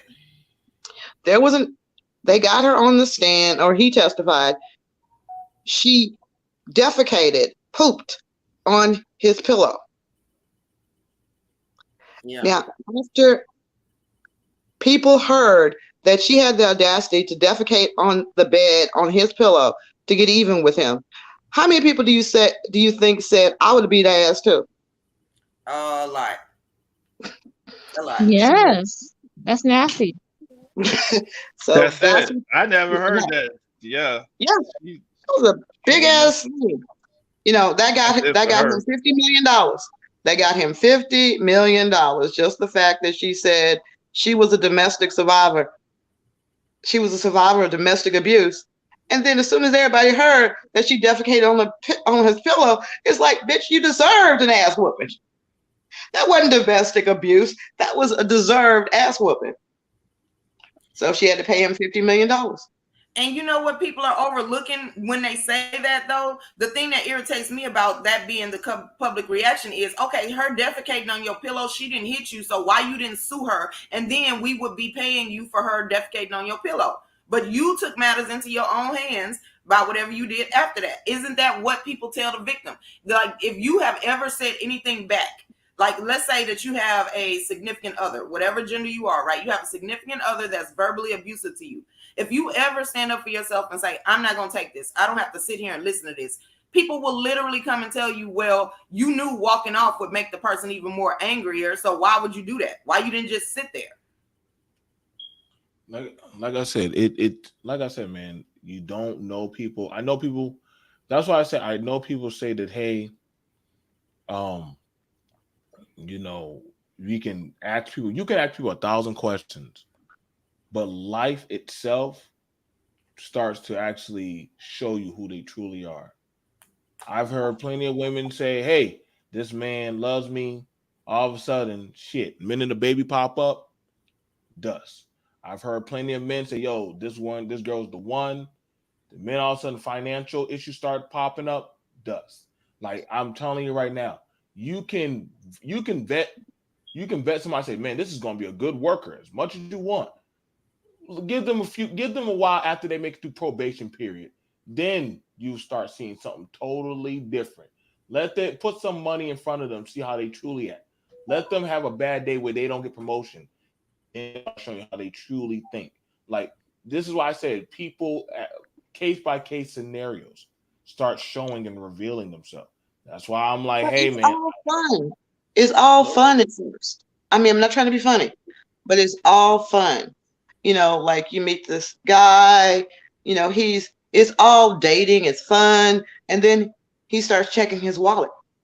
It's like, damn, yo, this is costing me a lot. I'm having fun. Y'all move in together. Y'all moving together. The electric bill goes up higher because there's two of y'all breathing in there now. The water bill goes up because there's two of y'all washing your asses now. There are but more dirty dishes. I'm being very practical. There's more but laundry. But see, the thing about it, it's easy to say that we know that person. You don't truly know it. Listen, you can have dated somebody for 5 years, married them for year one, and X and I or any other man will tell you, or any of y'all who we all that lived with somebody, you could date them for 5, 8 years, marry them for 1 year. Who the fuck is this person? Who I is mean, this come on, person? guys. So Guys, let's think about not this. forget that we know people like we think we know them. You don't know them. But think about this. Joe, think about this. That most women, when we live by ourselves, we're not trying to be cute when we go to bed every night. We trying to make sure our hair you know, is ready. So when we get up in the morning, we can get up and go. We wrapping our hair around, we putting the bonnet and shit on. But then for the first couple of times that we were together, I was going to, I wasn't worried about my hair. But after we get married, we move in together. At some point in time, that shit's going to get old. I can't be going to work every day with my hair looking boo because I didn't get a chance to wrap it up and put my scarf on. You know, dang, there are little things that women do, and I'm gonna say men probably too. I'm sure y'all not used to picking up your socks every time you drop them. You got a nice little laundry basket. You know, there are things that start to irk you when you move in with someone that you do not know about until you are cohabitating. And it does take time for it to start to irk you, or it does take time for you to say, okay, I got to change my game. You know, I want to sleep in, I'm tired of being cold. I want to sleep in flannels. I want to sleep in some clothes tonight. These are practical considerations that, hey, it happens. Now let me get it over to X. X, what's going on? I know you've been listening to some of the stuff. It's been like I said, I've already done dealt. I didn't get to bed until like around shit. I didn't get to bed until around 4 o'clock in the morning, dealing with this whole fiasco. And then of course her gay friends came, and it even got even more crazier. So what's going on, X? I know you usually report on these shenanigans. You'll probably see in the news later on, brother. What's going on, X? Shout out to the TPOT. Peace, peace.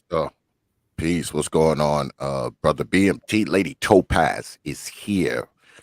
Peace. Brother Super Mike, Lady Nichelle, and Lady Creative.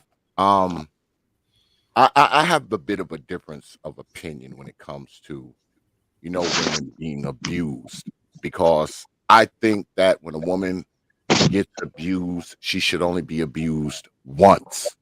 Um, the first time that this brother does this to you is supposed to be the last time. Now, I know we can say that, he was a doppelganger in the beginning, he was a representative of himself and all this kind of stuff. But once he to the point when he upside your head, it's time to make haste. It's time to forget about the love. It's time to forget about whatever goddamn monetary provisions he's providing. It's time to get you and your kids away from the dude if he's doing these things. Now, I know that, I mean, me. Let me speak anecdotally for a moment.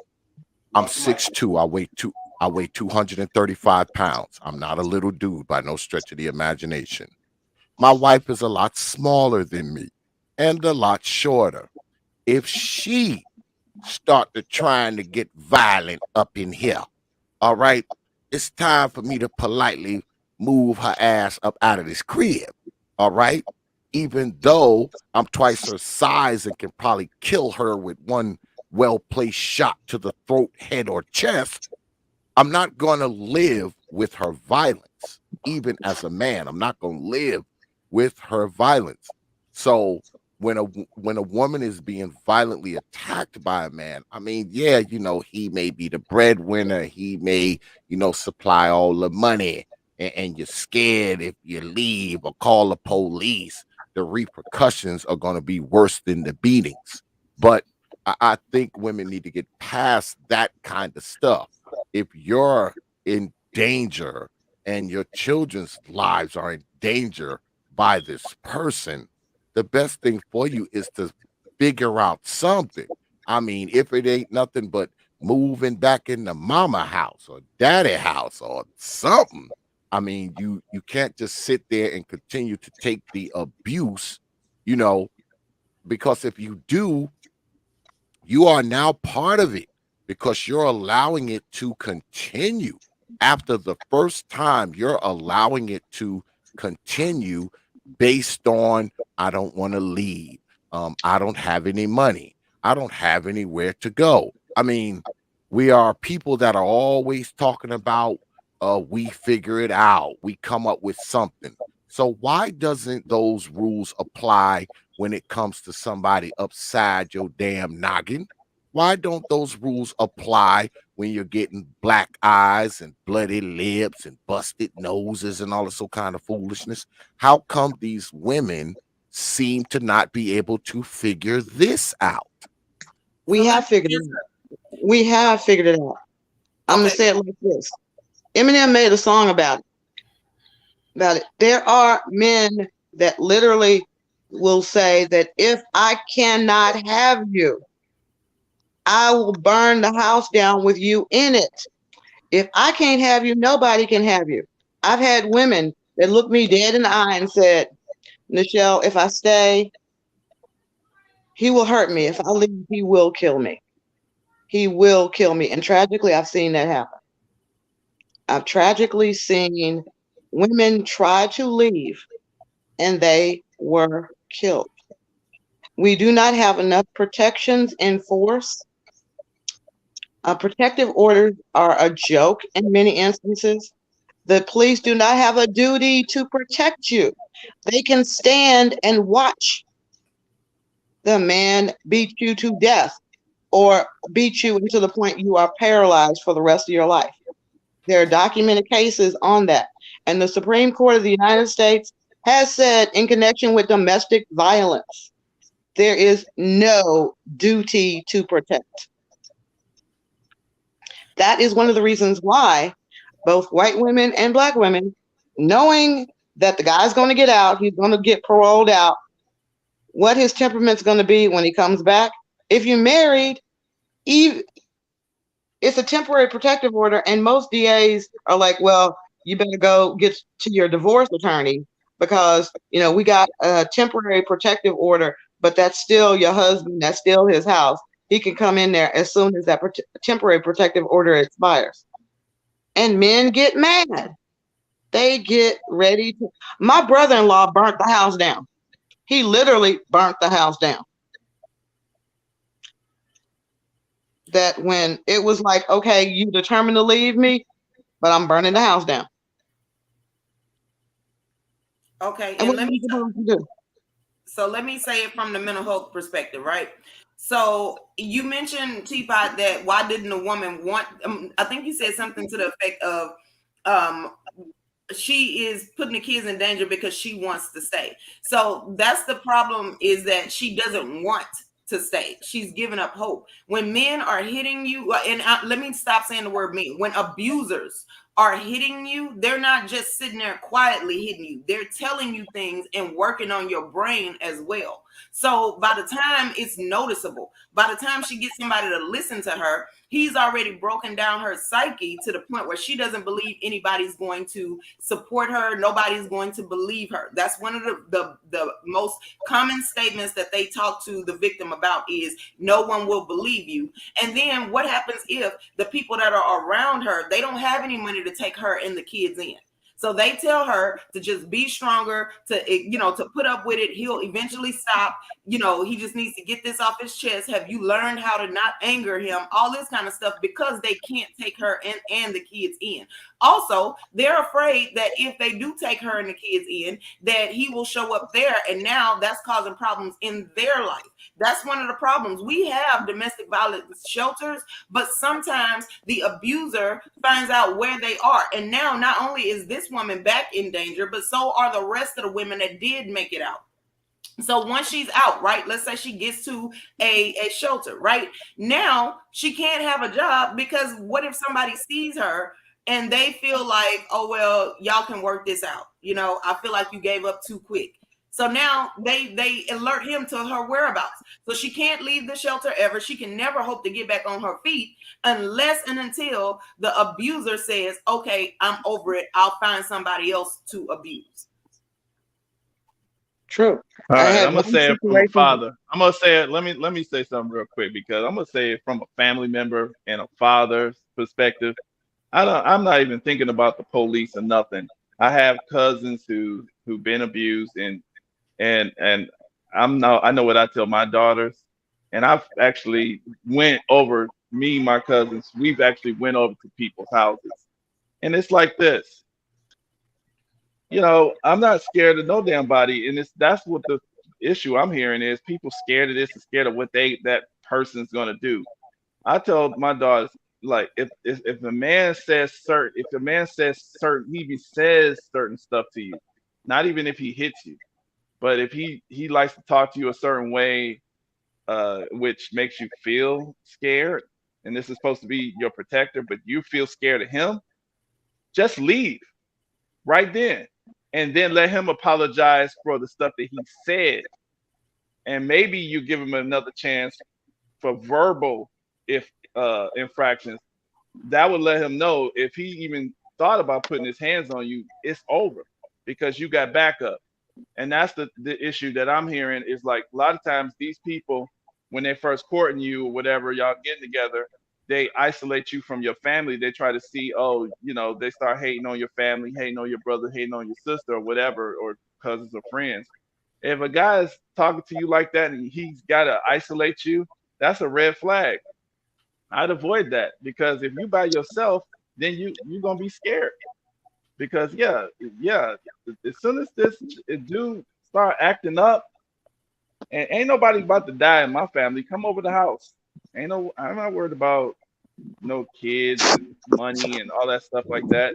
And then if he shows up here, then it's time for battle. That's it. So let me say this.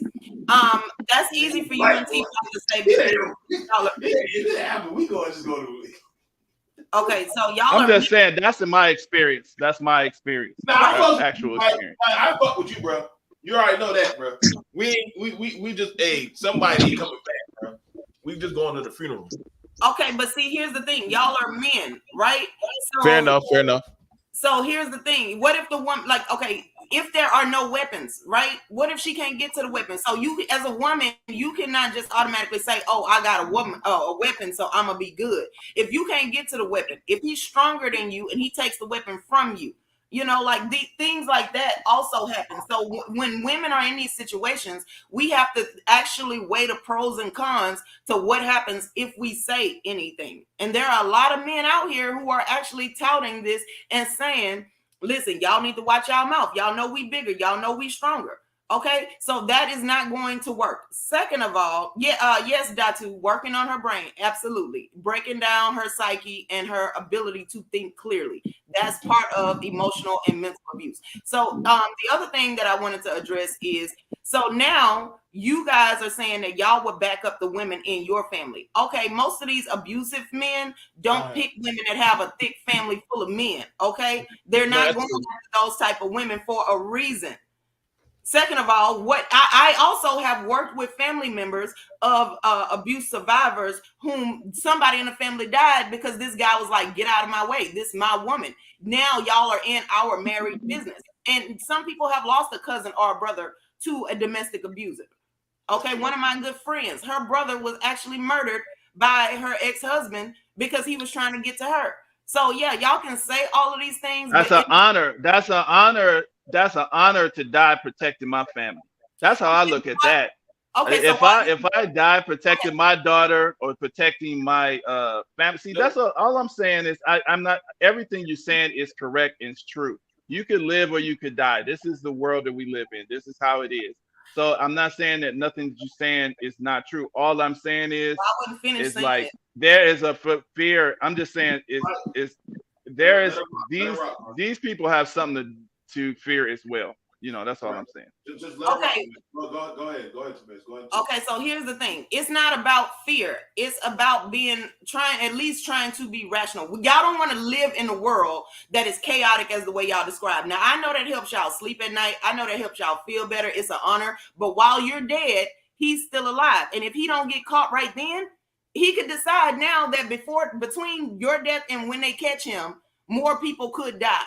Okay, and some things that an abuser does to you, if you don't die, it's worse to live with it. There, like a lot of abuse survivors sometimes still commit suicide afterwards because of the things that were done, even though they didn't die.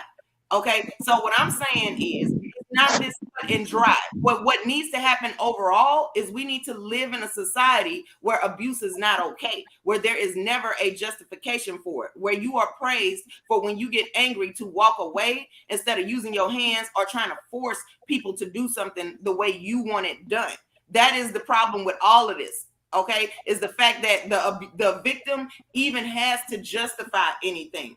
Okay, that's not gonna work. So now it's a race to see what side. Basically, it's a war. What side loses more people? Because just like that, like the victim has family members, so does the abuser. And a lot of times, the family members of the abuser will help them to put on this facade or to help them get back to the victim because better them than me. A lot of times, the family of the abuser wants that person gone. They're pawning him off on somebody. I mean, So does anybody ever see the connection? All the conversations we're talking about, the connection and the rising violence in places like Chicago, LA. I had a cousin that was killed because the girl's family decided, you're not going to keep fucking with my sister like this. You think my family sat back and was like, oh, they were justified in killing him? No, we saw it as it was a group. It was a group on one. It was one guy. He was by himself. So they had to retaliate. Once my family retaliated, then somebody else had to retaliate. It got to the point where they forgot why they were after, what all really started it. It was over my cousin doing wrong, beating his girlfriend. Maybe in his mind it was justified.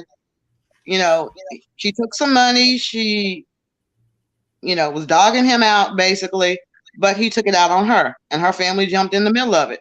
And some of the money she was taking, she was giving it to her family without his consent.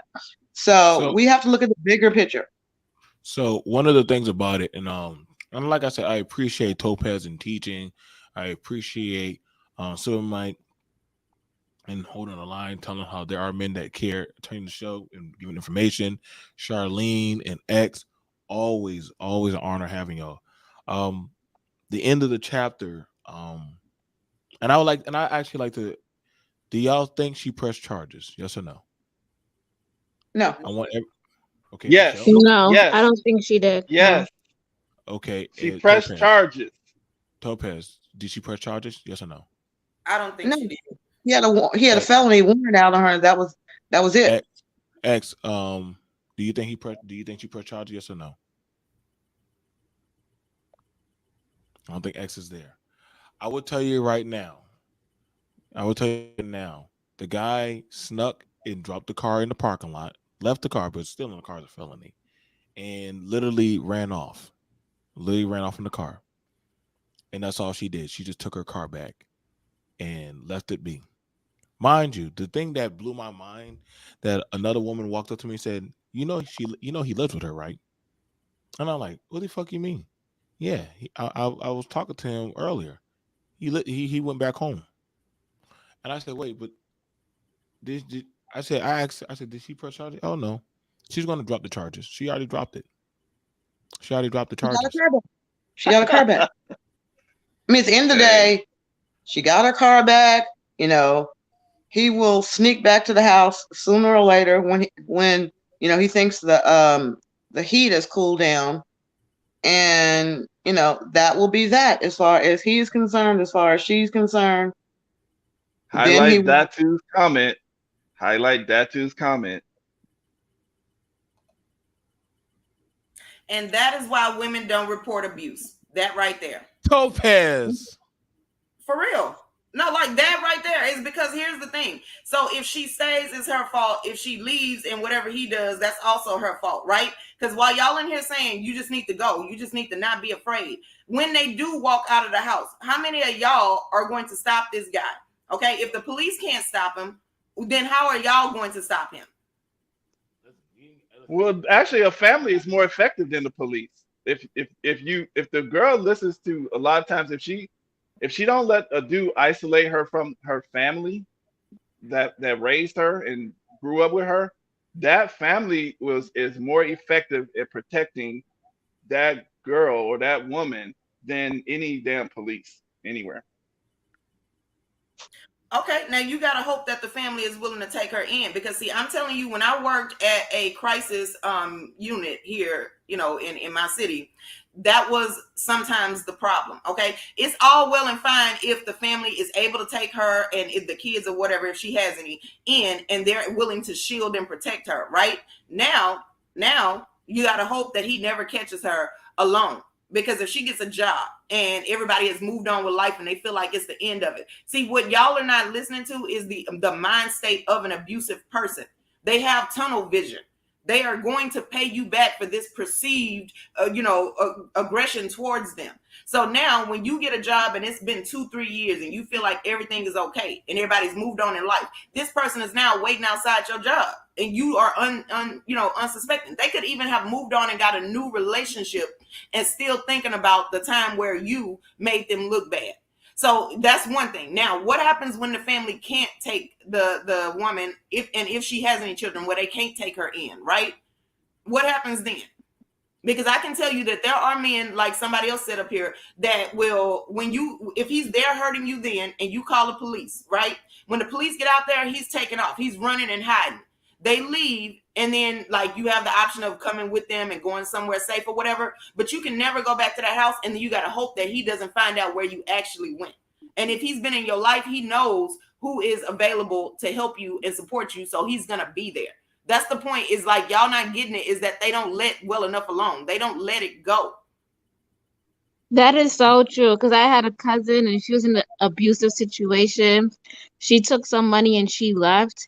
And her abusive, you could say husband or boyfriend, took her cousin as took him as like a trophy thing.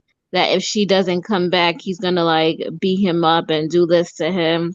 And then he went ahead and He traveled to the family looking for her. So these guys know, like, your family, your close associations, they know everything, and they do all of that to try to control you. So you can say is press charges, but it's not that easy. And think Now, about the people, think about, no, think about the people that have children with these abusive men. The children still have a father. The father's rights coalitions say, okay, fine, I still want to see my child. Now, they do little things like, oh, why don't you guys do the exchange at the police station? Fathers have gunned down their baby mamas, or their ex wives, I should say wives in these situations. They've gunned down their wives, they've gunned down the kids, they've taken the kids, called mom on the phone and said, hey, bitch, this is what you get for leaving me. Bam, bam, and let her hear them kill the kids in the background. So it's not just simple situation of leave when you have children, because they can abuse you through your kids. now I want to ask a question. I want to ask a question, and I want to start it off with X. Are you there? Yes, yeah, I'm back, man. I had to step away for a few minutes. I know. Goddamn family doing some shit around here. I know. Goddamn, I you know. needed my assistance. It's okay. It's okay. Now, X, you're a daddy. I already know that X has no problem putting a slug or two in a Negro's ass if they get out of line. So, Oh, um, absolutely, so absolutely. the question is, and the question is this: do you think? And shout out to my brother Mike V. Mike V, you always welcome to come up, bro. I'll drop the link. Y'all, this is listen. This is for one. I know a lot of people ain't used to this, but this is what a discussion panel looks like. It's not chaotic. We all don't agree, but nobody's doing ad hominem wars or attacking. We're actually having a liable, very understanding discussion. Um, I would ask the That's question, X. that's because there's not messy people up here. Very, very I true. mean, I've had Lady Michelle's been on my channel a time or two. Her and I had a discussion, just her and I.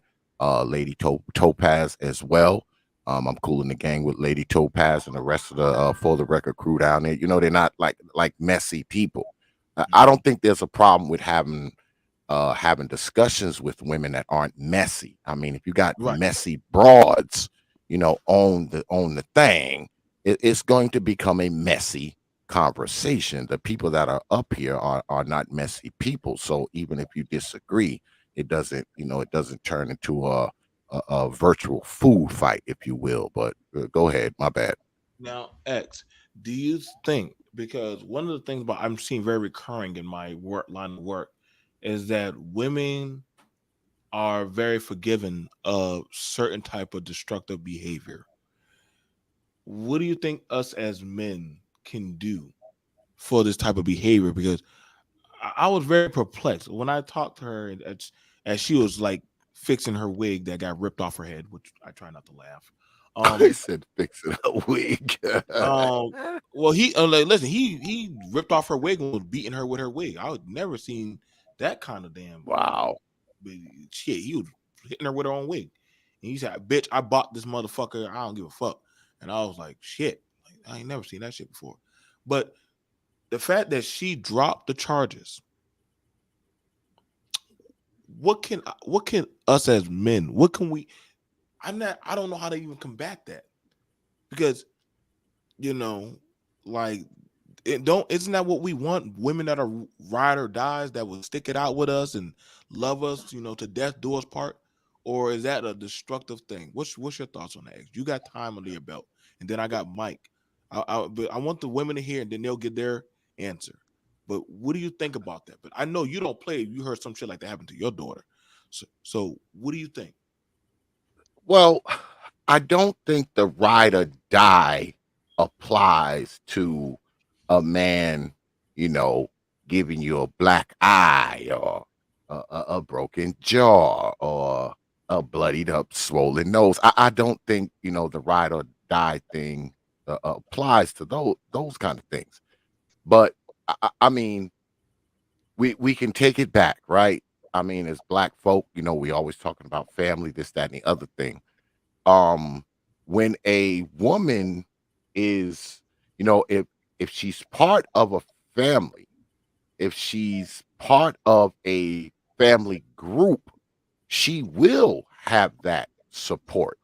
So, we can take it back a few years and say, well, if there's a solid family, if this woman happens to have problems, she can always run back to her family, not only for support, but for a place for her and the kids to go.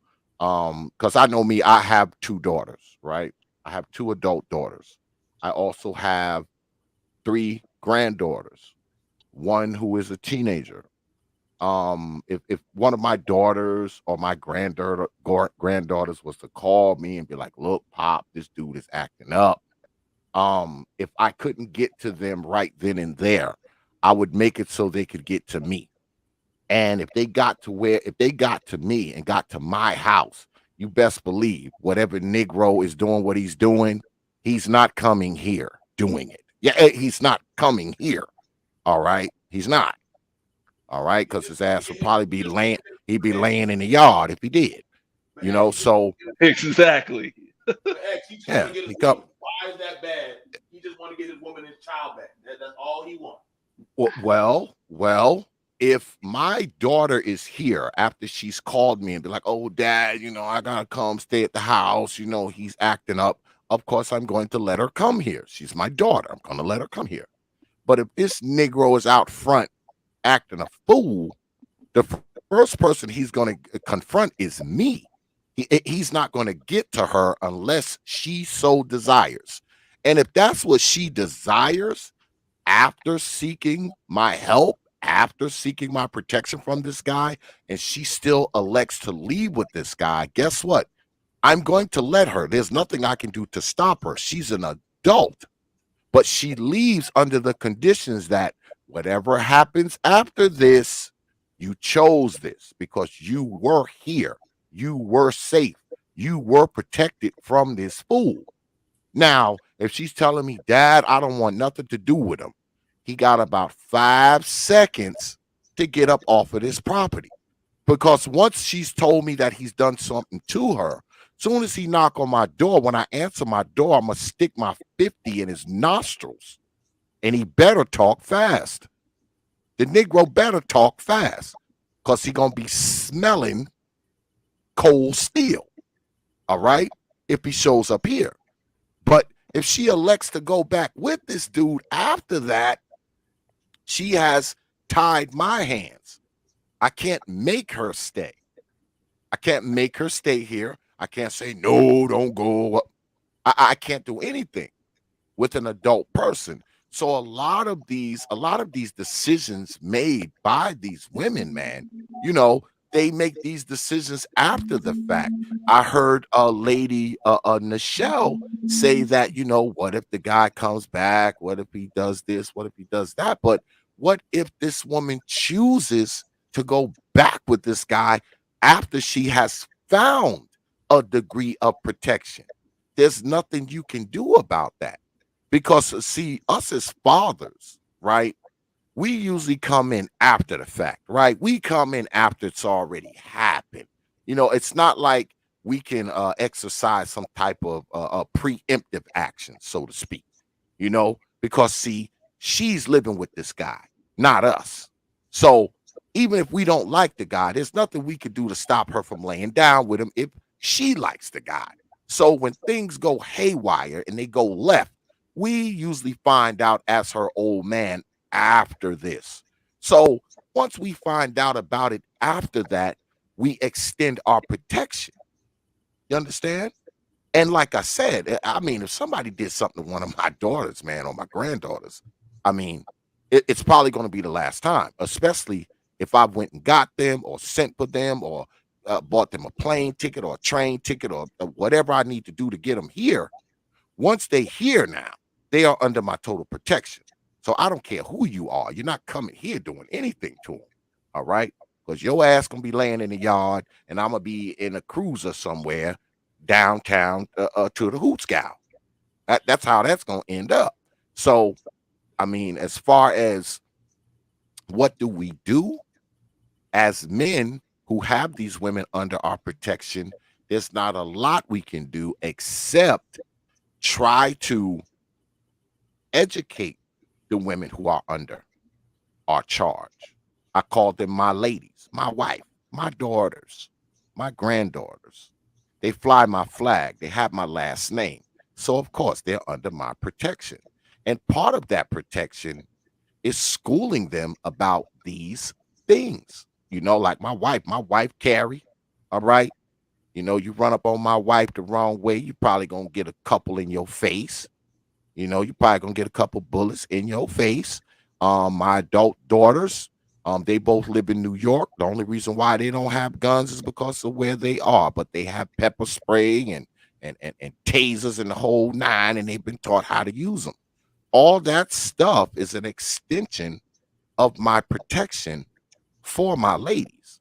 You can only be so preemptive, and usually the guys who talk these women out of their drawers, they have more effect over your daughters, man, than you do. Uh-oh. Even though, yeah, Add even I onto mean the that's the onto the example truth. because Go ahead, Lady Topaz. okay, so this is what I'm trying to get y'all to understand, right? Um, that's for her to get to you, okay? That means there has to be a part of her that, like, first of all, the woman is not even going to have the opportunity to escape if there's ever a doubt in the abuser's mind that she would be able to find protection. Okay. So what I mean by that is by the time you hear about it as a father, it's to the point where either the abuser has already like lined up his alibi. Okay. Let's say, let me ask you this, right? So let's say your daughter wants to leave this guy, and then when he shows up to your house, he is respectful and he's explaining to you the argument that they had, and he's explaining No, a no. situation. What? I'm Yeah. not I'm not gonna hear it. I'm not gonna hear it. Once she's You told me gotta that do he done did something to her, Okay, so I'm not that's he's what needs to happen then. So X, I will give you credit for that because that's what needs to no, happen. But let me just tell the rest of the audience is that that's what happens. The guy comes down, he's respectful, he makes it seem like you're blowing it out of proportion and all of this kind of stuff, right? So there are some fathers who would feel like, okay, my daughter's being a woman. Listen, baby, you need to go ahead and make your family work. You can't do this, that kind of thing. Right. And now he's laid the groundwork to where everybody feel like she overreacts. It would literally take people needing to see him hit her and to see the argument where they agree with her. Like all of those things would have to line up for anybody to feel like, okay, maybe we misjudged this guy. Because how do no, you become an abuser that survives is you learn how to be charming. The abuser who's like a brute and out here just acting like a gorilla all of the time, he would have got shot a long time ago. Because fathers do feel like how y'all feel. The question is, can this guy blend into society enough? And those are the ones that are more dangerous. Those are the ones that women go back to. So it's not that the woman wants to go back. What happens to an abuser is sometimes they have varying degrees of depression, which includes helplessness and hopelessness, and also varying degrees of anxiety, which means irrational fear. So these things play against her when she's out trying to tell the story and ask for help. That's why the woman goes back. It's not because, oh, he got some good D and that like that means, oh, I'll take a punch for a nigga that can throw it in the bed and he can throw the D in a circle. Nobody is doing that. Okay. Now, a very small, minute group of people were already abused in some format or neglected such that they grow up and believe that that's love and they do choose that. But that is very few victim survivors. Women like that, you wouldn't even know that they're being abused because they don't say nothing. The ones that are coming out asking for help want to go. It's just, what is the reaction? Does it teach them helplessness and hopelessness? Does it teach them that their fear is irrational? That's how people in general, not just women, people who stop listening to their instincts and their gut, that's how that happens. So that's what I wanted y'all to get. But I like X, you answered the question correctly. You not even listening. You ain't trying to hear nothing. Get off my no, porch. My daughter don't want to go back with you. I don't care what the argument was. It don't even matter. Okay, that is appropriate. But no, not every father does that. no. Because if it's to the point, Lady Topaz, where she calling me crying and I gotta send her a plane ticket and she here, man, I ain't trying to hear nothing this Negro trying to say. Nothing Absolutely. at all. Because if it was just a small thing, she wouldn't be at my house, Negro. No matter what you're telling me. Oh, well, we just had it. I don't care. she felt the need to call me. So that means it's a big deal. All right. Because if it wasn't, she wouldn't have called me crying, talking about, oh, dad sent me a plane ticket. Oh, dad sent me some money so I come to your house. No, she wouldn't be saying that if it was just a little thing. So whatever he says, he might as well not even show up here. Because see, I will be waiting for him. So showing up here would probably be a very bad decision. Yeah, that'd probably be a bad decision on his part. But see, this is the thing, right? Is there a way to raise our girls? At least I tried to raise my daughters to not put up with abuse, to not deal with abuse, to see the signs of the abuse early on, to see the signs of an outpatient psychopath. I mean, I've always tried to have my daughters, be able to see this stuff and get away from it quickly. That's what I've always tried to teach them. But sometimes, like you said, Lady Topaz, they can get past the barriers, and come off as, Mr. Smooth Operator, and the next thing he choking her and got his foot on her throat. I get that part, but there has to be a point in a woman's life that, once this person is doing, this kind of stuff to you, whether it's physical abuse, whether it's mental abuse, whatever it is, I mean, you got to be willing to take the risk, all right, to get away from this, even though the risk may be him cutting you off from money, even though the risk may be him coming to find you or whatever. I mean, sometimes you have to put that risk aside and do what you need to do to keep yourself safe. I mean, like I said, this is what I tell my daughters. Like, I mean, hey, you got this dude around and he's doing this shit. You leave all that shit behind. You pack up whatever you can and you make your way to my damn house. Because guess what? Once you get here, whatever he was doing to you, that shit's over. Once you're here, that ends. All right. But I say again, once you become under my charge again and you're in my house and you choose to leave that state of protection to go back to the person who you know is abusing you, who you know is beating you, who you know is going to do these things to you, you have just given up. You've just given up all said protection now, because now you're choosing it. You're choosing it after the first time. All right? You're choosing it. Forget the money. I don't give a damn. Get in your damn car. Go some goddamn where. Get away from this dude who's busting your lip and breaking your eye socket and choking you and throwing you down the stairs. I mean, yeah, there's a risk. But guess what? Sometimes life is about risk.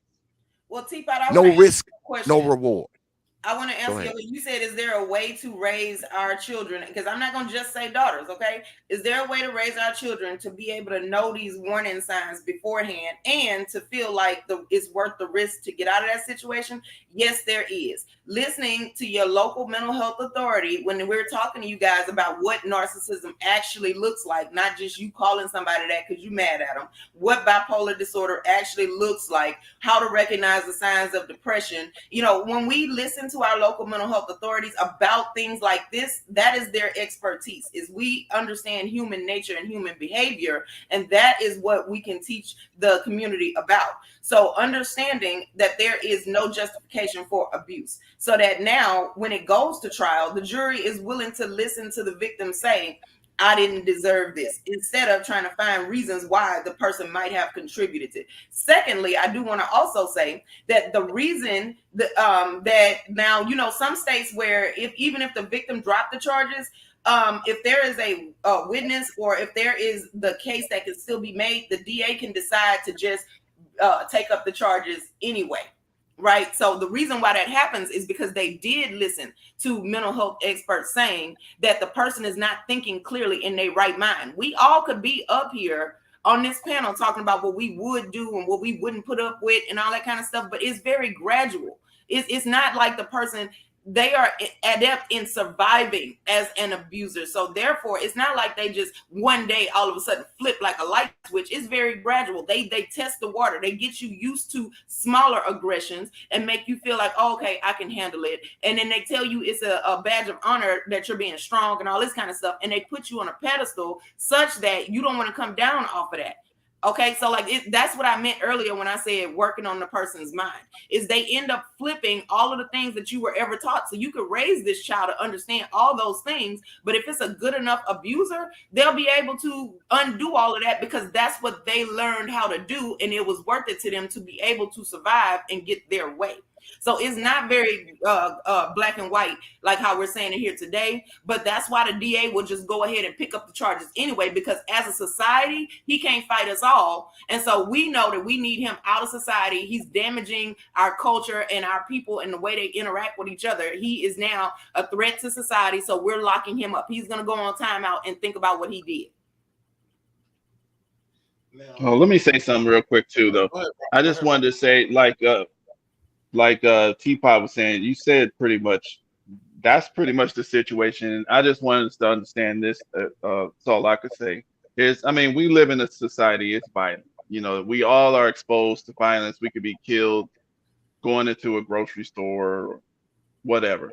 So we all got to still operate as human beings. So we got to pick relationships, and the only thing we can do is try to reduce our risk. And so with my family, and just like Teapot said, you know, you raise them looking for these are the signs. This is what you do. You know, here's where you draw your lines, self-respect. Your boys too. You know, these are type of things to put yourself in situations where you could recognize. Put them in situations as youth. Tell them how to deal with situations. I've driven to other states just to get family members because, like you said, once your family member decides to be under the protection of another man, and you, what I say is, if this dude don't want to come around and meet us, that's a bad sign right there. You're supposed to bring these people around your, Absolutely. Say that.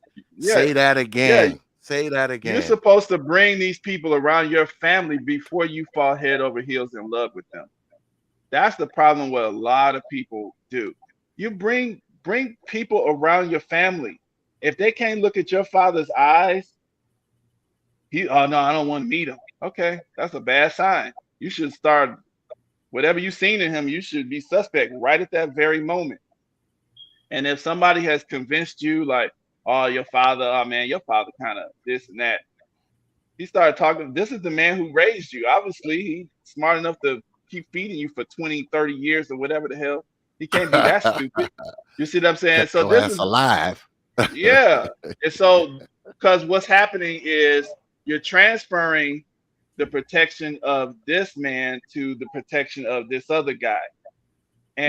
And now, like you said, as a girl that was the member of the family, most parents, as my family, um, you know, my kid don't even have to call me. She just show up at the house. Come in.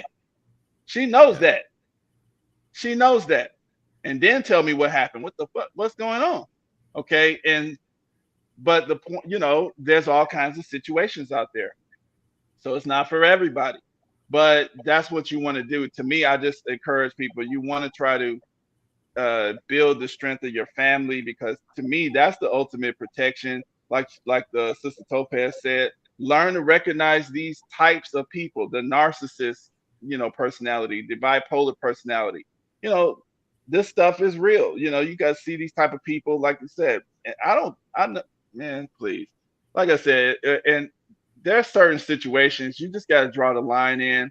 I'm not worried about going to jail. I'm not worried about, you know, if it got to the point where we're at battle and I'm about to go to jail or whatever, it's, you know, I already done pre-thought that situation. I'm not going to be scared at that situation. But what we're trying to do is educate people, educate the family, so that we never get to the point where we're at battle. We're picking people who are liabilities and nutcases and freaking nuts that we gotta, go to battle with, who's stalking you at work and all this old stupid shit. Yeah. That's what we're trying to find out before it gets there. That's what the art of war with Sun Tzu said. If you in physical battle, you messed up because you attack your enemy's plans before they even get to the point where you have to fight. And that's where we want to be. That's a form of protection. The education that you give to Absolutely. your family, not just your daughters, but your boys, and Yep. also raising your boys to protect the family, and all of y'all, we coming together as one. So yeah, a strong family unit is something that we would love to try to develop.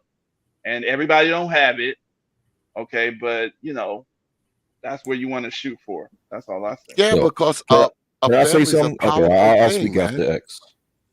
It's a very what's good, brother Wacky? What's Um, going on, Wacky? God damn, What's up? What's up? a, one of my a classmates. family's a powerful thing, and brother Super Mike says something really important, man.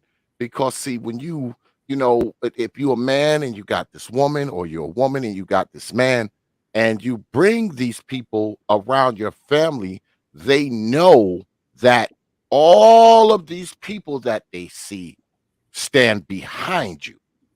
All of these people that they see, you are a representative of all these people. And if you do something that is out of line, you will be reminded of that all of these people stand behind this person. All right. I mean, the dudes like my daughter's husband, one of my daughters is married, right? And I met the dude and talked to him and all that kind of stuff. So I mean, I haven't had any problems with the guy, and he's a good father, to the kids and all that kind of stuff. And him personally, I don't really care that much for the brother, but I respect how he, treats my daughter and my grandbabies. So it's like, because he knows me, he knows that if he does something to my daughter, I'm going to be there with that Desert Eagle. He knows this. So before he make a move, he going to have to really, really ponder it deeply, because he knows how my daughter's father is. And likewise, my other daughter, she knows any girl, any dude that she's dating, or I mean, these people have to know, because a family standing behind you is very powerful. All right. There's nothing worse than a freaking abusive person knowing that they have this person all to themselves. But that's all. Go ahead, Wacky. Go ahead and rock the mic. And I want to read this real quick. Shout out to Toped. I know she's trying to get out the information, y'all. And she always listen. Toped just has to call and say, BMT, I got a lesson I need to teach. Hey, you got the floor. And the thing is simply, I'm just trying to explain to people that abusers don't look how we think they would. That's how we can ensure preventative measures would work. How know how the enemy looks. Also, as parents, family notice the first signs of the victim not being happy, question the irration exists for a reason. And y'all, please don't think abuse is only that of physical. I know plenty of men that get abused mentally and psychologically and financially, just like women, and told that, hey, suck it up and be a man. And I'm like, fuck no, bro. We need to Right. have a conversation. So Hmm. I'm telling y'all right now. But see, those men are under my protection also.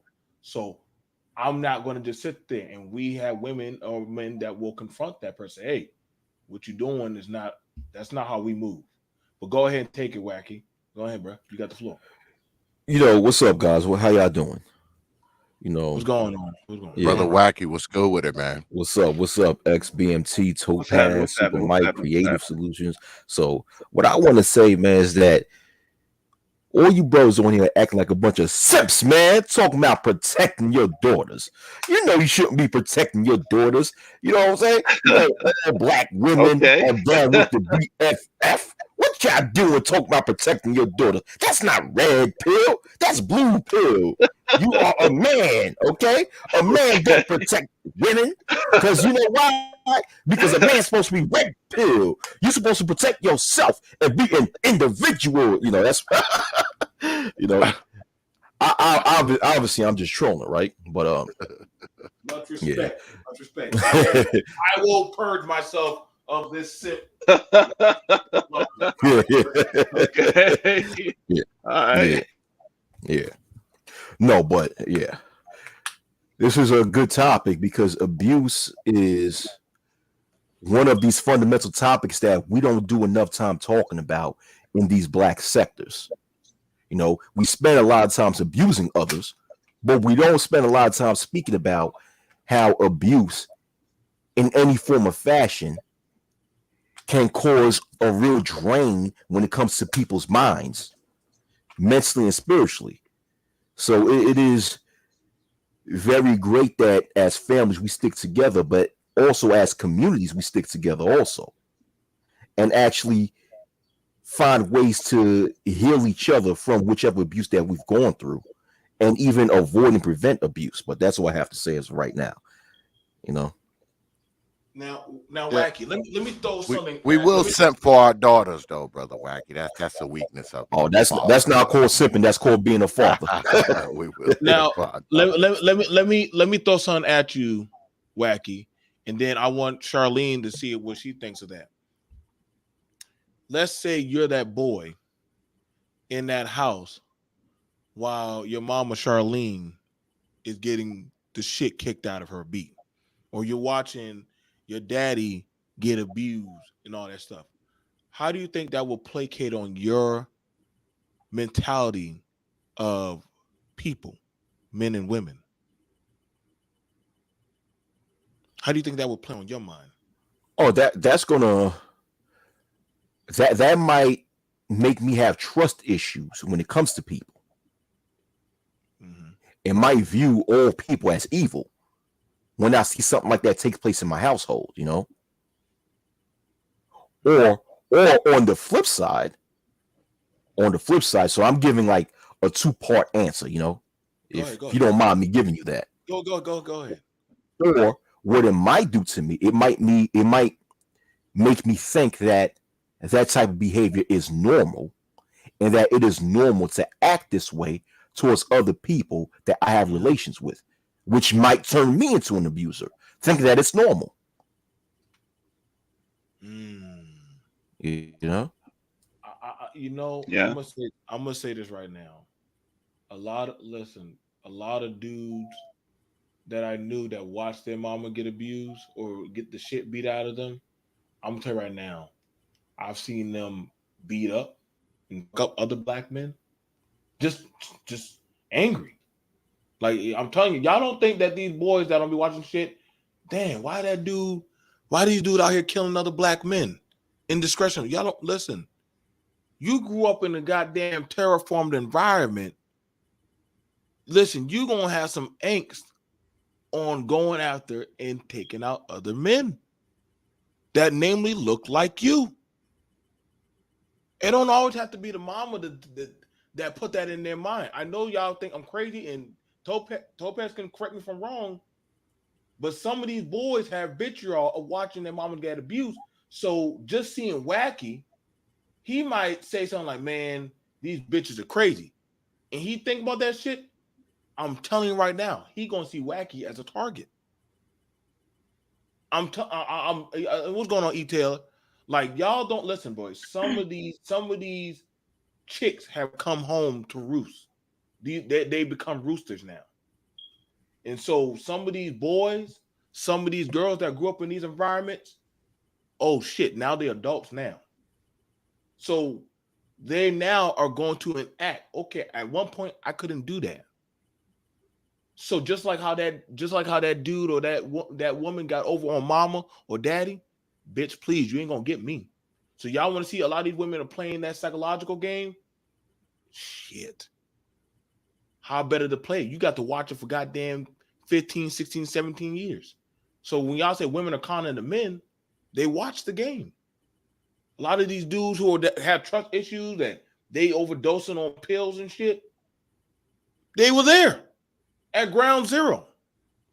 Now let me So ask. I wanted to ask. Well, what's the name? Charlize not here, but maybe Topaz sisters.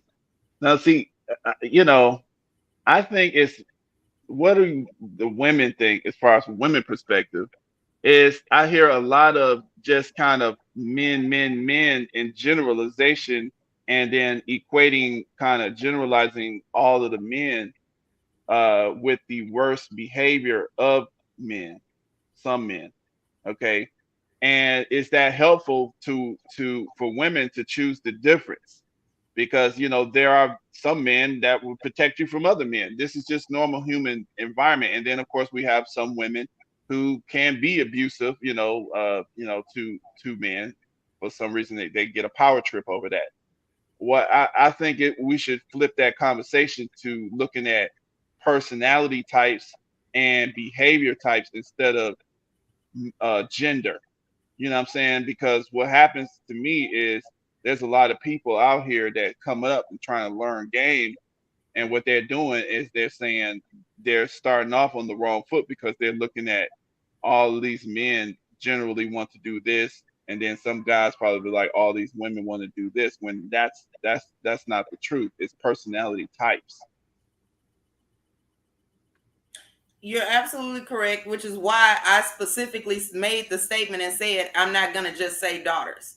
So I said that several times is that it's the word I was using was abusers.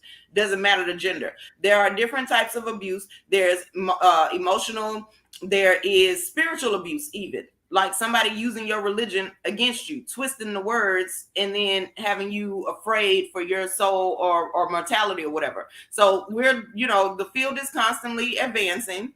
And what I will say is that personality types is absolutely correct, because if you have a woman that has a certain personality type, she can be a physical abuser, or she could employ other more covert methods, which is usually more common because just the nature of the fact that women are not the stronger of the two genders. So most of the time, but that does not mean that there can't be exceptions. So I am very careful not to speak in absolute terms for that reason.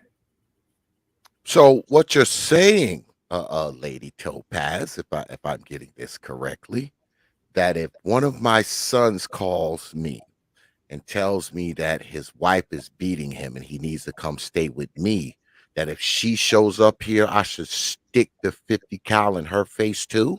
Yeah, absolutely. Yeah, no, listen. I'm gonna say yes, because I can tell you right now, if my son calls me and tells me that his wife is like, what if she's not hitting him, right? What if she's just being emotionally abusive?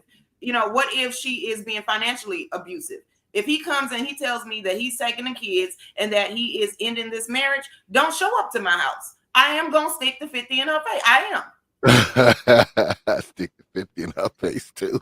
Yeah, everybody can get it. And here's the reason why is because in terms of an abusive person, there are certain characteristics that are similar, and also the way they express it may be different, but the underlying intent and rationale behind it usually have a lot of similarities. So for one, this is a person that feels like somebody owes them something, that the rules don't apply to them, that it's the means justify the end. You taking advantage of somebody else, infringing on their personal rights, is worth it for you to get something that you want because you have this increased knowledge that nobody else has, like things like that. These are people who aren't fitting into society in some type of way, and that don't always look like the outcast. That could look like the person that's extremely popular. What are they doing is manipulating everybody around them. Everybody's a pawn.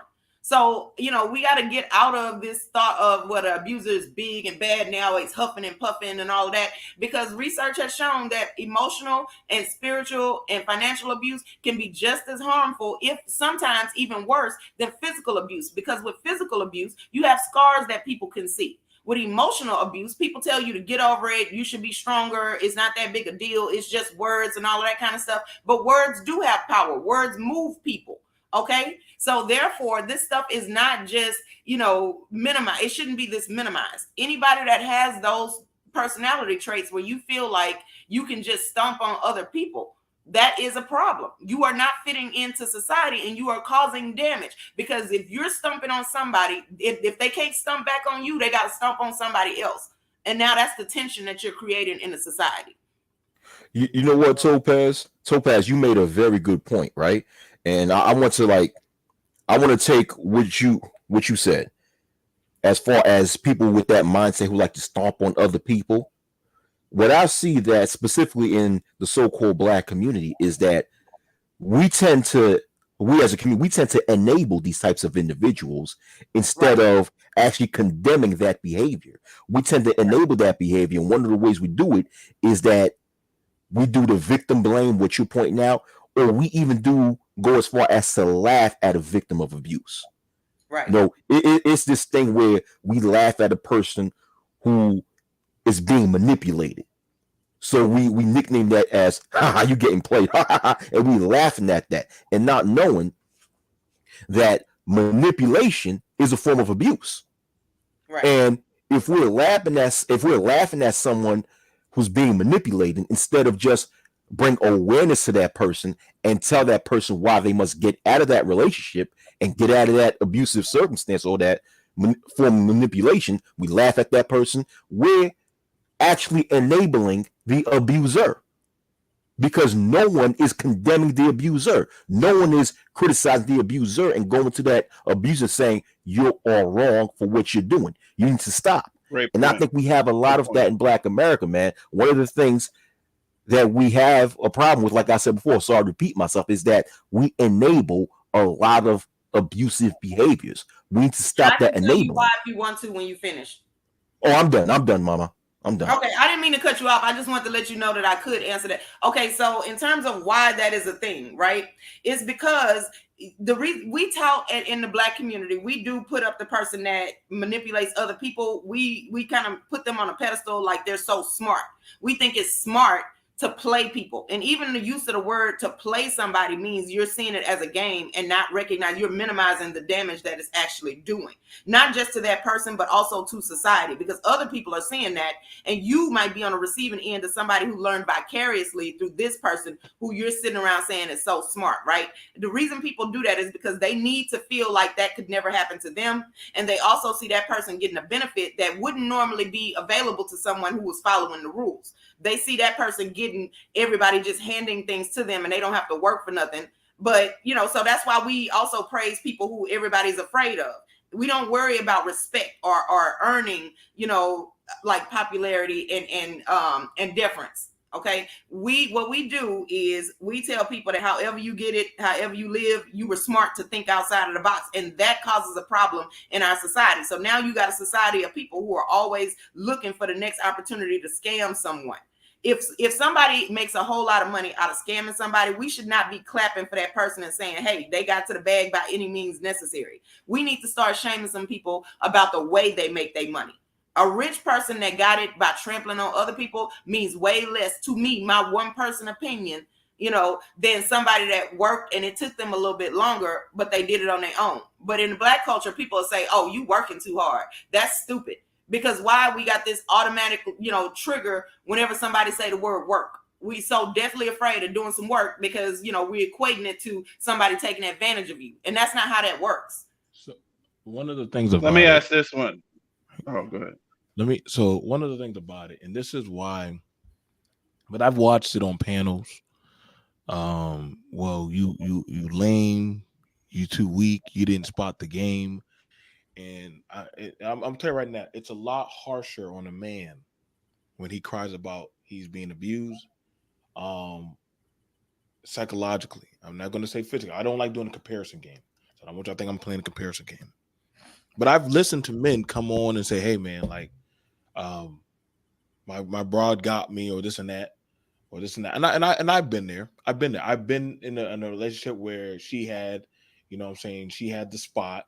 I just was a good guy who was good at hustling. And and she could say, hey, you don't quit, you're going to have to get out. So I stayed. How does that make you feel? Oh no, How does that make you feel? Listen, I'd rather damn swallow a roach or goddamn it was hell on high earth. But see, there's a lot of men. There's a lot of men that will take that abuse. There's a lot of men I tell when they get out that will to get out of the halfway house, to get out of poverty, get out of mama's house.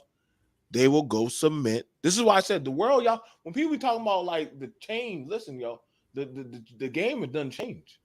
Some men will submit to that of abuse of a woman just to get out of one situation into the next.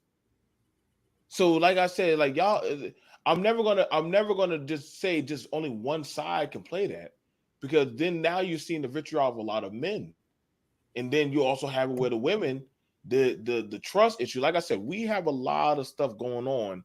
Hold it. That's why I said I don't trust YouTube in dealing with some of these problems, because everybody's not there. And believe it or not, don't think there are some predators that don't get on the panels that will set your ass up into a situation. You a real man if you can con that bitch into letting you stay there and her can. I said, bro, I told some dudes, I said, y'all are better off going to stay at a shelter. Go work yourself, get your money, and go get your own place. Hell no, nigga, I'd rather go stay with a woman. And the girl like, yeah, just stay with me. And that's how you get abused. Because then that's how that you. Hey, let me say something. Let me say something. Hey, check this out. Now, as far as what was being said earlier, though, I don't know if anybody heard somebody ask this kids this question. I think they did a survey. Would you rather be the lion or would you rather be the zebra? Would you rather be the winner or would you rather be the loser? And most people, even kids, they're gonna say they want to be what they perceive as the dominant, the winner. Okay, so if we live in a society where the rich, what we perceive as the rich, those people are a little bit more so-called smart. Even Donald Trump said, if you don't pay taxes, you're smarter. Amazon didn't pay taxes. Look how intelligent they seem like they're being. And you're just a cow because you paying taxes.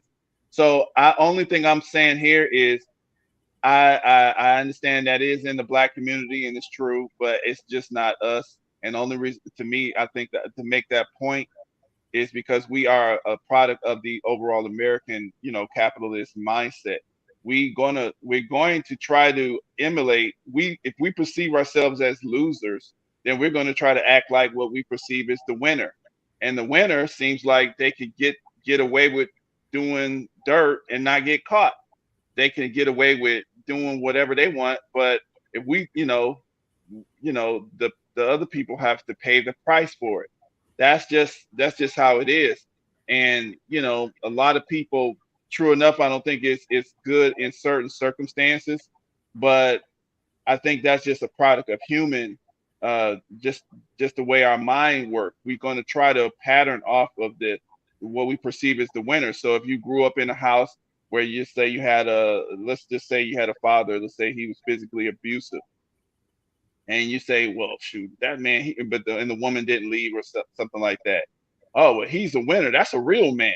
You see what I'm saying? Because he's the winner. So are you gonna emulate the mother who's gotten their brains beat out all day long, or are you going to emulate what you perceive as the winner? And then you can flip that. You can say, oh, my mom got to do whatever she want to do. She talked to my dad this kind of way, that kind of way, and he just kept staying with her and just taking her bad behavior, whatever. Who you gonna try to pattern yourself after? You're not gonna pattern yourself after somebody who you look at as a loser, and that's just where we're at. I think that's as a country, but definitely true in the black community. We laugh at people if they trip. You lost, But you stupid, you tripped. We but laugh at each other's pain. okay, but Mike, right? You gave an interesting point, but let me take that scenario, right? Where you take a scenario of the dad, someone growing up in a household where the dad is abusing the mother, right? And the dad looks as if he's the winner because the mother is still with him and what have you. And the mother seemed like the loser because she's getting the crap beat out of her, right? But and I don't think that someone should have to only look at a winner or a loser within just that example, because it is possible for someone to look at both and say, both y'all the losers.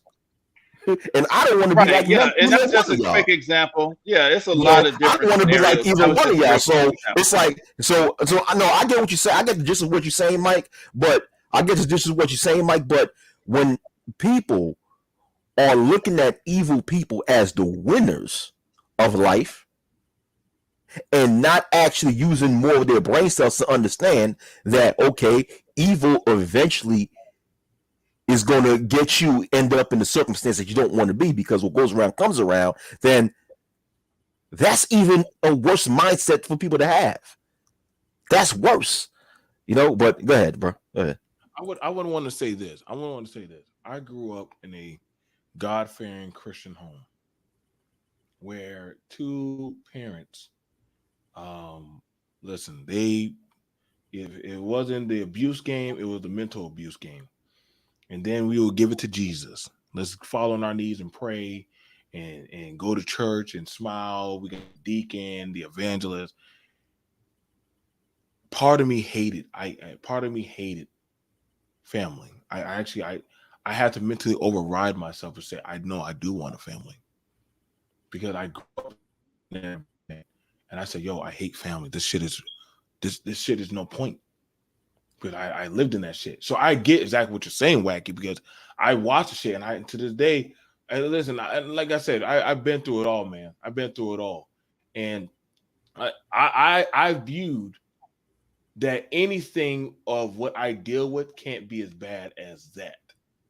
And so, mind you, I found myself in certain abusive situations myself, and this is why I think a lot of people from today's era are told and promoted, that thug love, or they'll tell women that, hey, it takes a strong woman, Topaz, even though he done slapped your ass around, you got to have that Tyler Perry coming to Jesus moment of, you fix your makeup and you smile and you hold your man tight and you love him through his, and I'm like, what the fuck is wrong with us?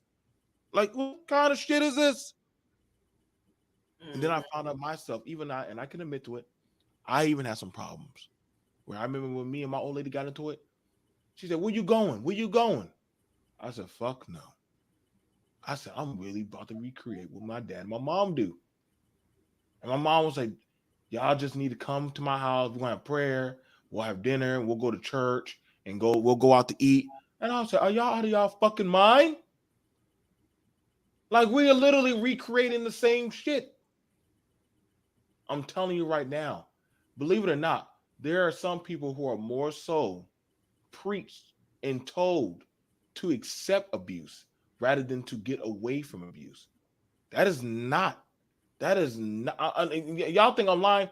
Let's just test the word. Any of y'all people, tell me if I'm lying. Tell me if I'm lying. That somebody has told you, suck it up, be a man, be a woman. It just comes with the territory. No abuse. I'm never going to tell my child. I will never tell my child that getting abuse comes with the territory of love. That is some kind of dogmatic slave and master Stockholm syndrome shit. Like I said, that girl, I know she went back home to that man. But you know why? Because one of my friends sent me a message saying that the girl texted the man, at least I got a man. Fuck you other bitches. Right. I said, wait a second. This man was trying to chase you with a pistol through the fucking See, goddamn. she's the winner. Yeah, She's the she won. winner. You She see what I'm won. saying? In her She won. mind. That's what I'm saying. These I said, people, this crazy. that's what I'm trying to say. She went back and posted on social media. I ain't gonna dox her, you know. But she went back same night to the nigga trying to blow her brains out in the parking lot. And I can tell you why. Here's the thing. When Why? other people who saw that story, I can guarantee you that somebody that already didn't like her or had a problem with her was laughing at her like, aha, that's why you getting your ass whooped or whatever. And so that is what would make a woman say, at least. Okay, think about that. That means at the very least, I've given up hope for anything better than this. At least I have some man available, because that's the last thing she can do to like save her so-called dignity. Okay, but here's the problem with that is we should not be telling people that is the be all end all. There needs to be some levels. Having a man is not the best thing in the world unless he is, an appropriate person. Otherwise, what you're doing is contributing to the delinquency. This dude can still have a relationship. He can still tell himself at night that somebody loves him. So he don't have to behave himself to be able to do that. So no, like that should not be a badge of honor. Second of all, yeah, I understand that it's not just black people. I hear you. But here's my problem with the black community is we don't have to do everything that all the other cultures are doing. Sometimes if we see that something is leading down a bad path, we can make a different decision. Just because other cultures are doing it, we can now see the impact of it and then make a different choice. And then that way, when we are able to be able to have a happier life or what have you, then other cultures can see that and then they can emulate that. We can be the blueprint instead of the follower. Why are we like, and why would people choose to be the follower? Because it's easier. You get to be lazy. If we think about it, what is the country? I know it's one of the Nordic countries. They're voted the happiest place on earth. They have a lower crime rate, but everything there is more expensive. So that's the point, is that it's not money. Okay. And sometimes in these scenarios, the money, if the woman had to leave, or the victim, if the victim had to leave the money there with the perpetrator and that was it, they probably would sign up for that. There has to, y'all got to think that there's something holding this person there. It's not, money is not enough to do that. Okay. It's the viewpoint that whatever I leave and go to is less than me staying here, starting over. People gonna talk either way. So we can't be worried about what people are going to say. However, it does have an impact in our life. If people don't like you, they don't have to tell you that that's not why they're hiring you for a job. They can make up some other reason. But what's the end result? You still can't get this job, or whatever the thing is, right? So she's out there saying, at least I got a man, because that she's now at the bottom, at least, at the very least. I'm one rung above complete losing. Yeah. Well, let me Yeah, let and me on ask it, you this, Lady Topaz. Let me Go ask ahead. you this. Go ahead.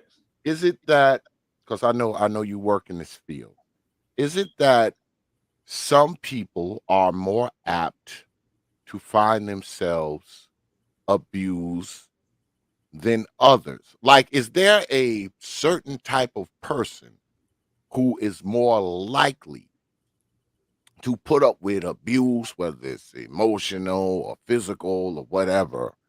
And also, these people who do this, who abuse these people, do they see this in these people? Do they see that, this person can easily be abused? This person can easily be manipulated. Like, I mean, it has to be a prototype, right? It's not everybody, because not everybody's going to put up with somebody abusing them, right? And not everybody is an abuser. So it has to be, those two prototypes have to meet, right, for it to be quote unquote viable or successful in the abuse.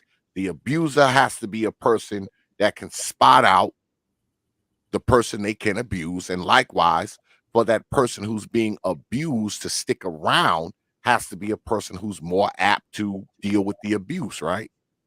Okay, yes and no. And here's what I mean by that, right? So there is a prototype for a certain type of abuse. Now, the person that is the potential abuser has to see that and be able to pick up on it. And they also, in addition to that, have to have it in them to carry out this plan. I can say and point out people that could potentially be abused. However, if I don't have it in me, they won't be a victim. Now, the other part of that, in terms of the prototypes, right? So there is no overarching prototype, because it depends on the type of abuse that you're trying to do and the means to the end that determines what type of personality would make a good victim for you. If you are a person that is looking for somebody that you could put out there in the forefront, and then people give that person stuff and you're controlling them behind the scene, you need somebody outspoken and charismatic. Most of us feel like a person that's a victim would not be able to have that as a personality trait. They can. So the point is, anybody can be a potential victim, because it depends on what the abuser is needing and how they are going about getting it, the type of abuse that they're going to put you through.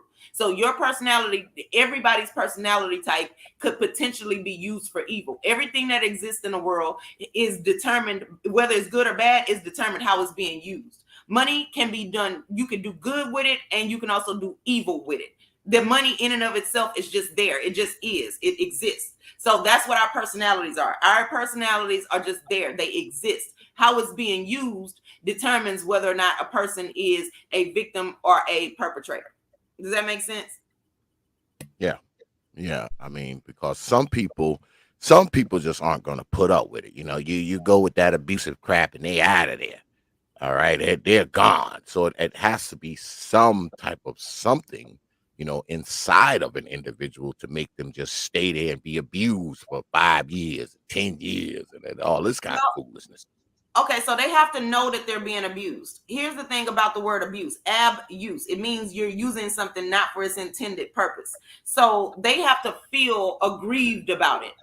They have to feel like they're not getting something out of it for them to be used or misused and for that to be considered abuse. So sometimes the victim doesn't know that they're being abused. They can say all day, I would never put up with that. What they're saying is, I would never put up with a certain type of personality. Now, what if the person that's abusing you doesn't have that type of personality that you were looking for? To you, that is the evil. You don't want to be around that. But another person could mean harm to you, but they come in a different form. So you don't know that you're being abused until it happens. So like on the whole, yeah, you got a point. But if you look like into it now, if you want to just have it won't serve. You got a good point, X, but it's not going to serve as like an overarching fail safe. So, but they got to test you. They test you. Yeah, you may see somebody punching you with a hand, not abuse, but they're abusing you if they're whipping you with a belt. Is that what we okay? So okay. Well, they might disrespect you openly, right? And then see how you handle that. Right. Okay. So here's the thing. So now we can all agree up here that some abuse is more readily noticed than others. So while you would never tolerate somebody just coming in the house because they had a bad day and wailing on you, right? You would never tolerate that. You'd be out there. You'd be out of the door. The first instance, even if somebody looked like they was about to do that, you would never put up with that. Got it. But what if somebody doesn't do that, and instead what they're doing is hiding money out of the marital account that you don't know about, and they are telling you that, oh well, somebody stole money from us, now you got to go out here and find these people and fight them and get our money back, and then you're now out there doing that and you get hurt by somebody else that's not that person, but they sent you out there to go do that. You may not know that you're being abused. You may feel like, oh, I'm taking up for my family, something happened to us, when that person set that up in the whole first place. So you didn't know about it, so you were cool with it, and they played your personality against you. They know that you were going to take up for the household, so that's how they set it up, for you to think that that's what you're doing. It takes for you to realize that the person is the one that took the money and they sent you on this wild goose chase, for you to know, oh, they're misusing me. They're misusing my protective personality trait and turning it into something evil. Now you just hurt some innocent person, and now that person, feels aggrieved. I could say that I've seen some people, though that they're being abused, when they think that they're about to cut this person off. And shout out to you, Wacky. All right, bro. They easily get put into a guilt trip. It's the craziest thing. And I was guilty of it too. Every time this girl would want to break up, you're just gonna leave at the first little problem. You're just gonna leave. That's what that's how you build. Okay, and it's okay. I'm willing. Either you're not perfect, you got flaws. This is just my flaw. I work with you and your flaws all the time. I'm willing to put myself on the altar. Every time she'd be like, Joe, we gotta break up. Like, we gotta break up. Like, I can't keep doing this. And I will go into a sympathetic mode. I don't know why. I just go into sympathetic mode, and she'd be like, every time I want to leave you. I mean, one time she was crying. She's like, I don't think I can get out. Like, every time I want to leave you, nigga, like, you always make me feel bad, and I don't want to leave you because I don't want to leave you like that. And I'm like, well, just leave. You can just leave. I'm not stopping you. I remember one time I pulled over and I opened up the car door and I said, you can leave. Your house is 2 blocks down. You can go. And she's like, I'm not going to leave you. And I'm like, After a while, a few years later, I said, after a while, well, I'm not gonna say a few years later, but now when I look back on that, I said, man, I was fucked up. And now I'm hearing shit online. I guess we hear these online talks like, I don't know what the fuck it's called, but it's where the person literally, they don't have to hold you there physically. It's like a mental thing where the person feels like they can't leave there. Stockholm. Well, I don't want to say it's Stockholm. It's something where you empathize with the abuser. Like if I leave this person, I think like it probably be like this. X could put the gun. X could put the gun on that man. Probably beat the brakes and pistol whip him around. There are some women who will throw their body over that man and protect him while he getting his ass whooped and say, I can't let you do this. This is still my man. I gotta protect him. Even though he probably broke her jaw, even though he did all kind of horrible stuff. And Topaz has seen this. There are some victims they will protect and die for the abuser. Yeah. Because they empathetically believe like without me, that person is helpless. Though the person is abusing them, parents get abused by their children. We can't lie and say we ain't seeing that nowadays. Where now the children, if they can't get their way, they treat their parents like shit. Abuse is abuse. Now for her, the thing about it for her, she says she can't leave me because she's like, to this day I don't know. I just know that, at some point I think it was her friend that said, Joe, if you don't leave her, she's gonna kill herself because she's breaking her back. And I'm telling y'all this because anybody can be an abuser at any point. Okay, I don't listen. Y'all could throw y'all stones at me. I don't give a fuck. I'm telling y'all this about my life because the people who can be victims at one point can become abusers. Abusers can become victims, and victims can become abusers. Pendulum swings. So let me say that's a fact. That's a fact. Okay, so now here's the thing about that. I'm sure that day that you opened the car door and said, well, you can leave, I'm sure that was after a bunch of times where before that you had already laid the guilt trip. So therefore that was already in her mind. See, people don't put that on the table unless they're confident that But I allowed her to leave, Topaz. I opened the door. Yeah, after plenty of times. I told her, I mean, we arguing, fighting, and all that shit. I said, listen, you want to go back to your mom? I don't give a fuck. You want to go do this? And she'd be fighting and scratching me, and I'd be walking out the door, and she'd be like, where you going? She walking down the street barefoot in her drawers, and we arguing. Everybody looking at us crazy, and I'm like, fucking. Then she said, come home. And I come right back home. We back at it again, like in the next 2 days or two. I don't know why I love that shit, but some people feel that is love.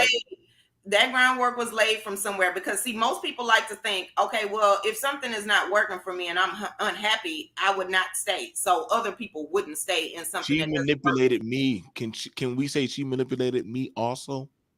It depends. Okay, now I'm gonna call her right now. Okay, listen, it depends because it could, I don't know the how the situation started. I don't know how y'all got to that point because it could possibly be that by the time you open that door and said, okay, now you can go. Well, if she's already had other times where she tried to leave and you stopped her, by that time the hope is gone for her to escape. That's no longer a possibility at that moment. So you just saying it now, you already know that she's not going to choose that door. Now, why would she even stay in a situation like that? I don't know. Something in the previous, like there are people who have already laid the groundwork. Something in her already said, hey, this ain't that bad. I need to put up with this. It's worse than, not being hurt and being single is worse than being in a relationship and being hurt. That was already there, and that's the only way an abuser can capitalize on it. And if if it's not there, something has to happen to be able to put that in her mind for for it to even work like that. So my point for all of this is that yes, y'all were discussing Stockholm syndrome. That is why sometimes the person, it's already, they have formed a bond. That's why in the beginning you do get isolated so that they can form that bond. So now you feel like punishing this person is like punishing a part of you. You now feel like you've contributed to it. And so if people are judging that person, they should or will also judge you. So that's why I can't just say cut and dry, yes, this person is an abuser. No, this person. There are people who can be an abuser and they can stop doing so after some type of wake up call or aha moment. And there are people who never were, who then do it in this period of their life. So it varies. I cannot go on record and just say this is the blueprint, this is cut and dry like this. Now that relationship you was in, BMT, that was fucked up. I'm gonna tell you, that was not good for I'll either. take that. I'll take that for now. I'll take it. But I love her. But let me ask this here. I loved But her. let me I let loved me her, Topaz. I loved her. let me ask Yeah, this but you though, were and Topaz is a professional. Topaz is a professional. As members Only of God can judge me. society, we're trying to develop our society. We're trying to, get best practices, encourage people to try to seek help and try to heal themselves. right. Okay. So if we only put out messages that empathize, which I'm not saying we shouldn't, empathize with the victims, but these perpetrators are still alive. They're still human. At some point in time, they were victims. What help is the system creating to get these people? Let's say this person is like, I know something's wrong with me. They done got that aha moment, had this situation. They now are out of denial. They're like, I know I'm fucked up. I need help. But if they go anywhere, they're just continuously demonized, victimized, or told by the system that there's no hope for you. You just need to be drawn and quartered, put in jail. You're like, well, is there any mental help for these people where they could start helping themselves to try to, get over some of the crap that they had? That's where we need to be directing, because you can't fix society just putting people in jail after they done killed somebody or after they done beat the hell out of people. You got to try to help them before they get there, if possible. Right. Let Okay. me strike the record. BMT never put his hands on her. You know I love you, baby. I never put my hands on her. We just had a very, very, very psychologically Toxic as hell. Looking at all them dumbass romance movies, thinking that shit cute. Baby Boy's a classic. Yeah, whatever. Anyway, so I'm gonna answer your question, Super Mike.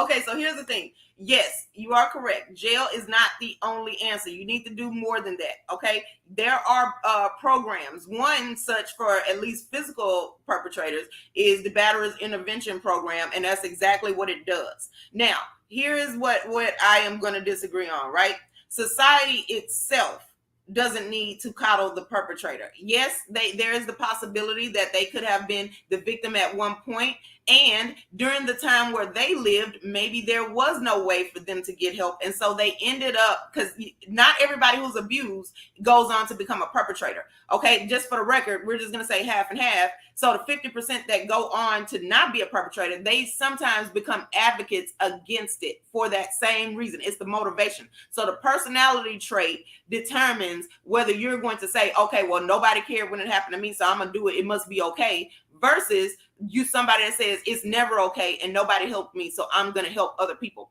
Now, the second point to answer your question is there, yes, they can be rehabilitated. I can never do that problem. I know me and my limitations, but I am not going to stop other people from trying. And it is an arduous process. It is not quick. It is not overnight. So the perpetrator genuinely has to be willing to put in the work and actually understand that the reward is you are a changed person. Nobody's going to throw you a parade for no longer being a perpetrator. The reward in itself is you are now no longer the cause of the problem in society.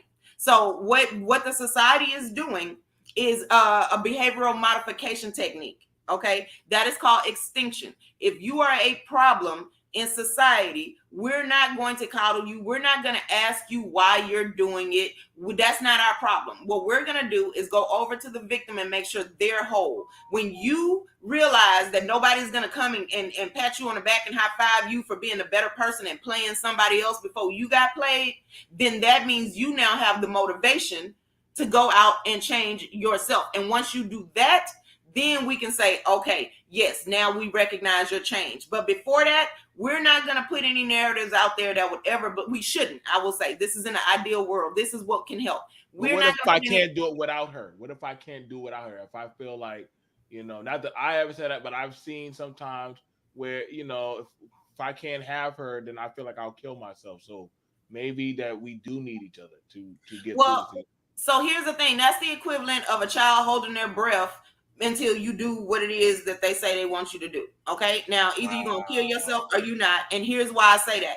That is the worst manipulation tactic somebody can use, because what you're doing is assigning your life to somebody else. And you've harmed this person. So now you're trying to require them to be on a higher moral ground when you've essentially abused that morality out of them. It's nice if they go ahead and save your life, but look at what you're asking them to do, is to put your life on a pedestal over their own. Because if you survive, that means they can't. And so if you're giving them this Isn't that choice, what Jesus did? Jesus did it. okay, Say but Yep. trust Jesus. Thank the you. point, You call it.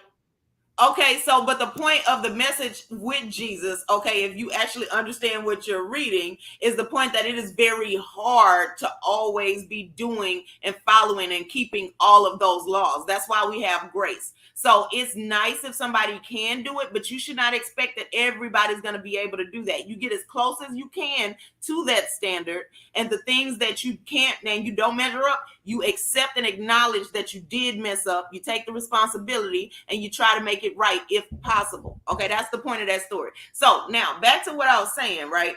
So in this instance, if he says he can't do it without her, okay, well then you just gonna continue to be the outcast of society. We're not gonna help you. You need to find some motivation, and you can't make you trying to make this person now have to stay and do something for you when you didn't give them that grace. But hold So up. no.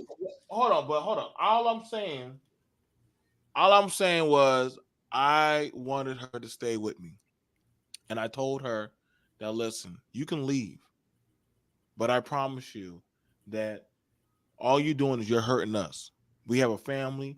I'm helping you. Your two churn, they're my babies. You know, they calling me daddy. Oh, you XYZ. pulled out the So baby's BMT. Get the what? hell out of here. What? Oh, those are my turn. I'll take All them to right. daycare. Okay, but you I all was right. loving I'm them. just saying this is fucked We up, but we all were wearing right. outfits and shit. I bought them a doggone the 1064. Don't do that. That was my turn. They still be calling me Mm-hmm. daddy. What's wrong? Because I'm gonna say it straight up. I mean, if you as a man, and if you don't have any kind of manipulation strategies, then that's what ends up people get to the physical stuff. That's just how it is.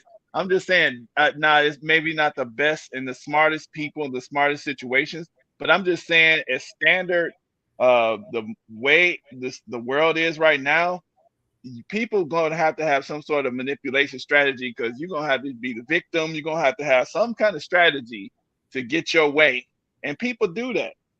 So I mean, I don't know what to say. It's going to happen. It's nature. It's It's Yeah, nature. but happen. you could do that when you are targeting the person that's in your way to something, not some.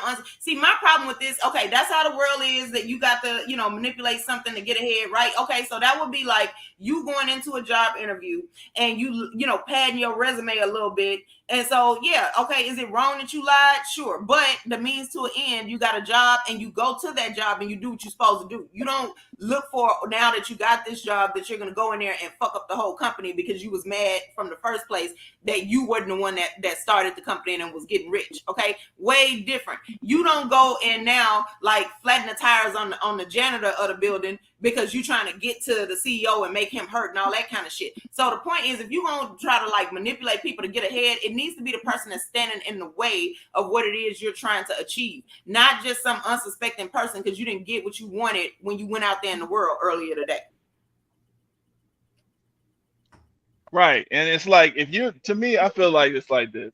I mean, we got a lot of tools at our disposal. I mean, violence, manipulation, strategies, and all of those sorts of things. There's a place for everything. Uh, to me, especially with the partner that you chose, and you guys are deciding to go ahead and live your lives together and stuff like that. You cannot use weapons against, to me, any sort of weapon, like even your mouth. And that's another thing. Like, you know, I think, I don't know. It's just like when people, let's say somebody, I've seen this happen before. A guy will say, "Damn, girl, you make me so mad. I feel like smacking you." Now he didn't actually hit her, okay, but he said that. And if what I would advise anybody if somebody threatens you, that's a test. It's time that you're supposed to show them what would have happened if that happened. You're supposed to, give them a taste. They tested you. Go ahead and respond. You got to get out of there right away. Yeah, because they If just they told threaten you you like that. in that sentence, they just Yeah. told you that they solved their problems with physical violence. They just haven't gotten there And- yet. Yeah. Or Now, I could be playing with go ahead. you. Go ahead. I could just be playing with you. I just No. want to kiss. And that's cool if you stay away playing, from my people. but Y'all stay away. Y'all stay away. Y'all. and you playing, and that's cool. That's why I said, like, okay, now instead of just breaking up happy homes right away, if somebody tests like that, go home, hang out with mama or hang out with daddy or something, or leave the house. That's a part of strategy. That's a manipulation strategy that doesn't include violence. It could get your point across to the other person. Don't cross that road with me. Don't play with me. Basically, and then those type of things can be forgiven easier. I But don't see shouldn't a those problem with things? somebody. Hey, I'm just jumping Mhm. in. Hey, you guys. Sorry, I had to hop off for a little Yeah. bit. But ahead, those Michelle. tests, Go ahead. which I agree with. I agree you should test somebody. But my issue is if you have waited until you are cohabitating with someone and now you are testing their temper when you are cohabitating, when you could have had your own bed, your own place, and been like, okay, after 9 o'clock, I don't return phone calls. You know, um, you have to wait outside until I am dressed. Yeah. Thank you. We agreed that you would come by the house at 7 o'clock. I'm not ready yet. Oh well, let's see if you'll have a temper about that.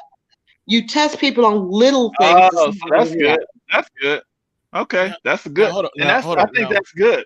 but now Before see the thing before about you it. get Now here's the thing about it. I'm gonna say this.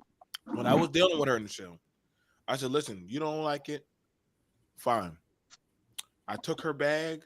She like, "What you doing?" I pack her bag up. I said, "You go back to your mama house." I ain't going nowhere, Joe. No, you going back to your mama house. You gonna get the hell out my house. So she started fighting. She start crying and everything. After her mama like, girl, you better make that work with that man. Now she was like, mama, but he don't be listening to my feelings. I said, I don't. You spoil. Now we got in an argument. We started fighting. Now after that, few times she did leave. I called her. I came by her mama house. I said, come on back home. I love you. X, Y, and Z. I didn't manipulate her, Topaz. I just said, come back home. I miss you. Come. I got the kids. Her mama brought the kids over the house. I just said, you just need to come home and be with the family. You breaking up our family. Now, she chose to come back. You know what I'm saying? Okay, but see, what woman is gonna be like, oh well, fuck them kids, I'm staying out here because I'm mad at you. Yeah, you know what? That one time when she went to the club and I watched the kids, she was like, fuck that. You watch the kids. I'm going out. Now, that's way different. Going out is different than breaking up a family. Okay, all right. There have been women. I had a client that said he's not beating on the kids, he's beating on me. Yeah. I got to get myself together before I get into the process of trying to be with my kids. So she wasn't trying to fight for where they lived. She went and got her own place. Took her a little bit to, get it furnished. It's like, so sometimes women will leave the kids for their own safety.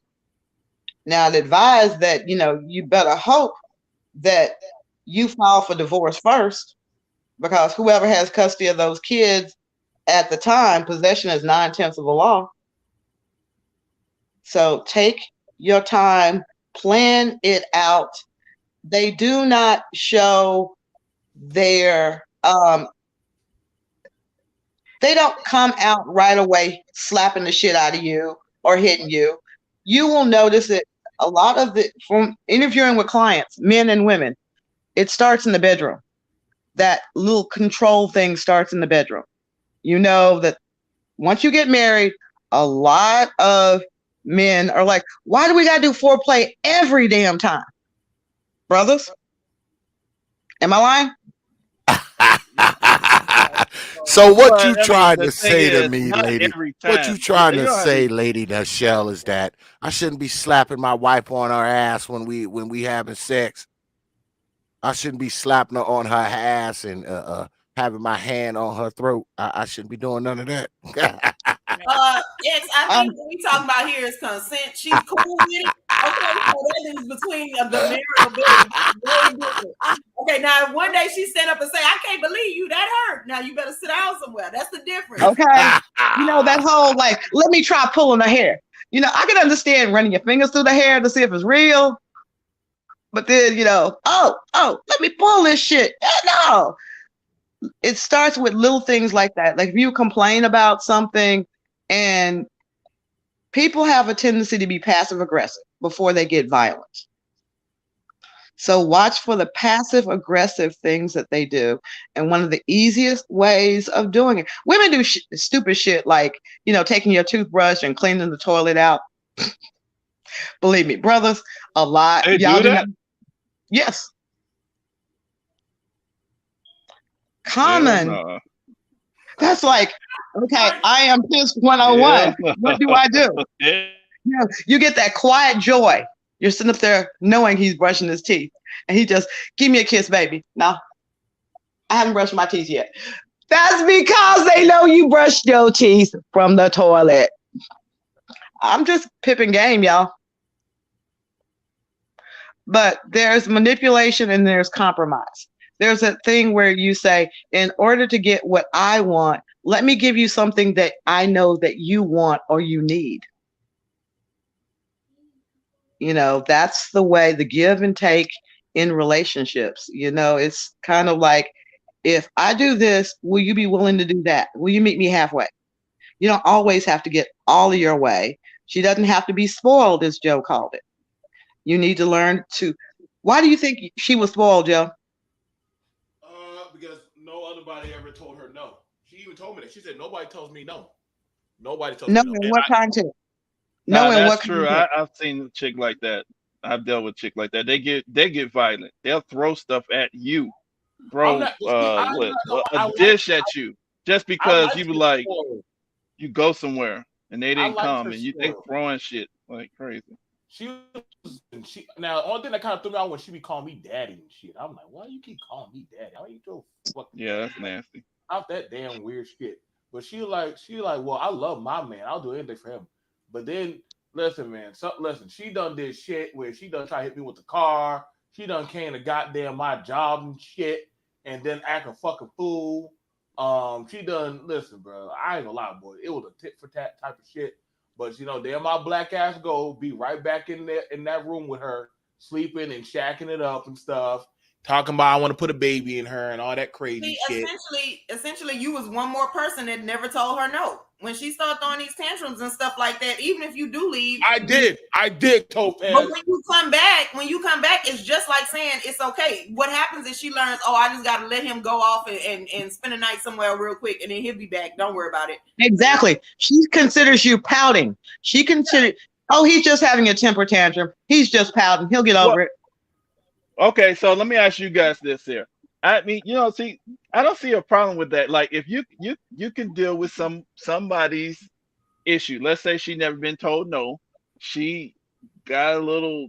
She have a need to manipulate a little bit. You know what she doing, okay? But you just don't let it go too far. I don't see nothing really wrong with that If because you can just handle it, that's fine. Because we wouldn't know yeah, no difference because you wouldn't come out complaining. If yeah. like we That's wouldn't know. all. You That's wouldn't all be I'm saying. Like, yeah, you don't have to stop every little manipulation track, every little manipulation tactic by your spouse to me. I don't believe in that. Like, if you know this is what they like, they want to get their way. Sometimes it's not a big deal. Just let them Now, have it, man. Some stuff, I don't know. now, now, People No, now, try to sometimes stop everything. Topaz, why am I the victim? Why am I the victim? Why not? because you said you could handle it and you didn't feel like it was a big deal because when you came back, right, you left, you were out, you were safe. So if it was something that you really felt like was a bad thing, I don't think you would have went back. And let me just not even say, Mike. I know where you're going. I'm gonna get to that. You see how that? See, I know. Listen. I'm gonna tell you now. I'm not gonna I say that it's impossible for you to go back, even though you don't like it. But what I'm saying is, you yourself are describing this story like it wasn't that big a deal. This is you afterwards looking back, and you describing it like it wasn't that big a deal. Like when you go back, are you going back? I'm gonna say it in the military sense. Okay, you've retreated. Now you are making your advance. Are you coming in there with the whole, okay, here I'm waving the flag, I surrender, or we're gonna work out some kind of truce. Okay, you on your side, I'm on my side. Are you coming in there saying, look, I'm not gonna walk through the door until you agree to my terms? We get these terms right up. You were wrong, I was right. You're Japan. Just face it. Your ass was done without me. All right, which way are you coming in the door? Well, can we agree that there's a difference between manipulation and compromise? I mean, in a relationship, you that's not do the same at all. you compromise to a degree.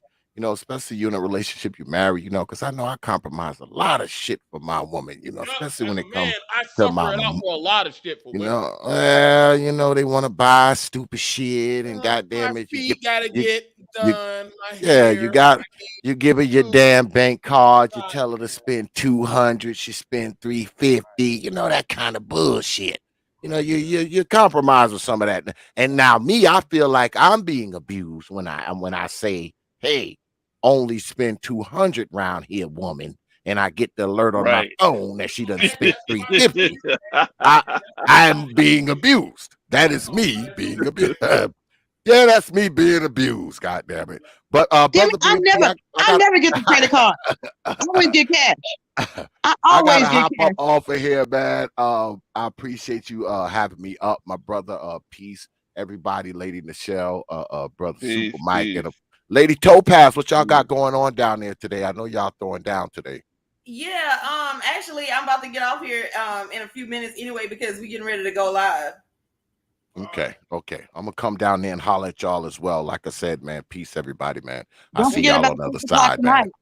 Yo, my brother, don't forget about 6 o'clock tonight on Joe's show. What's going on tonight? Okay. What I missed? We're gonna wrap up. We're gonna have some real grown folks talk about what happens after Roe v. Wade. We're gonna have okay. Good enough. Well, I'm gonna get off too since it's everybody bailing on you, BMT. I gotta leave you like that girl. That girl should have left you. We're gonna show you how it should have been done.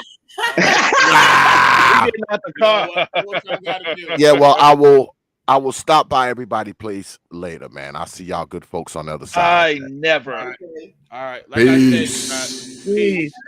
BMT, let me just say this: is that now, if in the course of this relationship you came out and you was like, I don't want to do this no more, she won't leave me alone.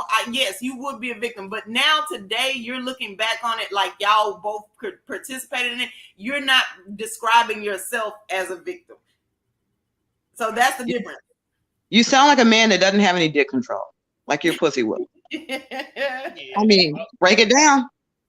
Right. And she chose a top man, so guess what? You like at the time it was cute and you thought it was spicy or whatever. You don't have any lasting impact from it, stuff like that. Now I'm not gonna just like ignore some dude and he like, oh my woman hurting me or whatever, and I'm like, oh no, you like that. I would never do that. Okay, but what I'm saying is you yourself are describing this as, oh, it was just a thing I did. Here's the thing about it. The beauty of being a man. When you get older and you look at certain things that have happened, you can it's called taking accountability. And so I can easily go back and look at these things in my life and talk about them. I'm not going to play the woe is me card when I know I was a willful participant. But then also, like I said, me and her have talked now. We're grown. I think we've talked about a lot of stuff. So I don't try to play that card that I was Mr. Card.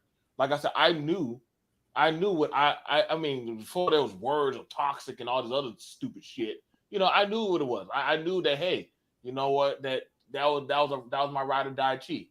But in the same sense, I also, now we look at it and like, she was like, Any other nigga to try to pull that shit today, oh, good luck, niggas. Like shit, she got their penetrable goddamn coochie of steel.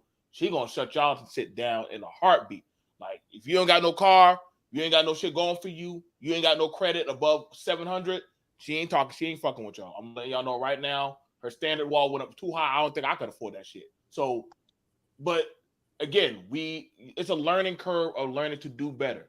Now, so I It's get what you're also, saying. only thing we're saying, Joe, when, everyone has that first, relationship where, it hurts to not breathe if you think you're not going to be around that person. That's cute. That's cute.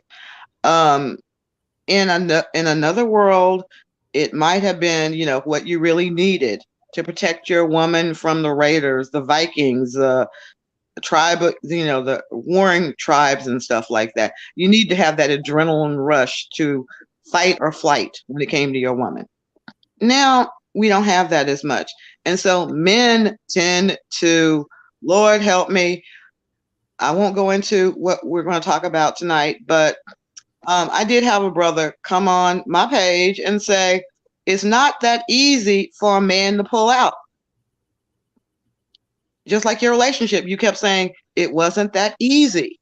You kept going back. Well, why? If you have dick control, then why can't you control your dick? Control yourself, control your manhood. Don't worry about what she's doing. Because yes, it is possible for you to be with a man and try to manipulate him, and he catches it. That he's aware enough of his body, his mind space, his psyche to say, no, stop. No, I'm not doing this. So that's where men nowadays tend to go, well, she did this, she did that, but I was a good guy, I came back. Doesn't make you a good guy to be to be abused, to be manipulated, to be taken advantage of. You don't need a gold star for that. And let me say this, and then I got to drop off and get ready for the show. Another thing that happens with men is y'all tend to think that is strength as well. So y'all feel like if a woman is hitting me and all of this kind of stuff, I'm a man, I can take it. It ain't that big a deal. Y'all kind of minimize it a little bit and feel like, oh, well, it's not going to get that bad. I can always win. And I think that's a little bit of arrogance, because if she's already hitting you, when she gets tired of you not being fazed by it, she's going to move on to something a little bit bigger, because her personality is such that if I don't get my way, I get to hit people. She may not actually inflict pain, but that's the intent, was to inflict pain as a way to get what she wants. So y'all need to start walking away from stuff like that as well more. Not just always, just because you can tolerate something and you don't feel like it's a big deal, that doesn't mean that it isn't. That doesn't mean you need to stay. Right. So it's also sometimes you have to be a smarter person. Now, are you going to give your kid your credit card and tell them to go to the toy store? Oh, yo, only spend $50. Here's my credit card. Sometimes you have to work. You have to sit up there and go, okay, you want to go to the store. How much money do you want? How much money do you need? Okay, I'll give you $200. But what you do is you physically get yourself up. If you do not have it in your wallet, you go to the ATM, you get the $200 and give it to them. No more. Well, let me do this real quick. Topaz, I definitely will email you. Okay. You guys, we're not gonna spoil anything, but it's gonna be pretty, really, really, really, really good. We're gonna have an attorney in the show. We're gonna have Dr. A. She literally is a licensed doctor and OBGYN in the practice in the field. So you already know about the Roe versus Wade. And also Topaz, we're gonna say, bring your pen and paper, take notes. And also Topaz, you have a willing invitation. We want from all three sides, from the mental, physical, and law side. They're going to be going over Roe versus Wade overturn, how this is going to affect not just the women but men as well as society.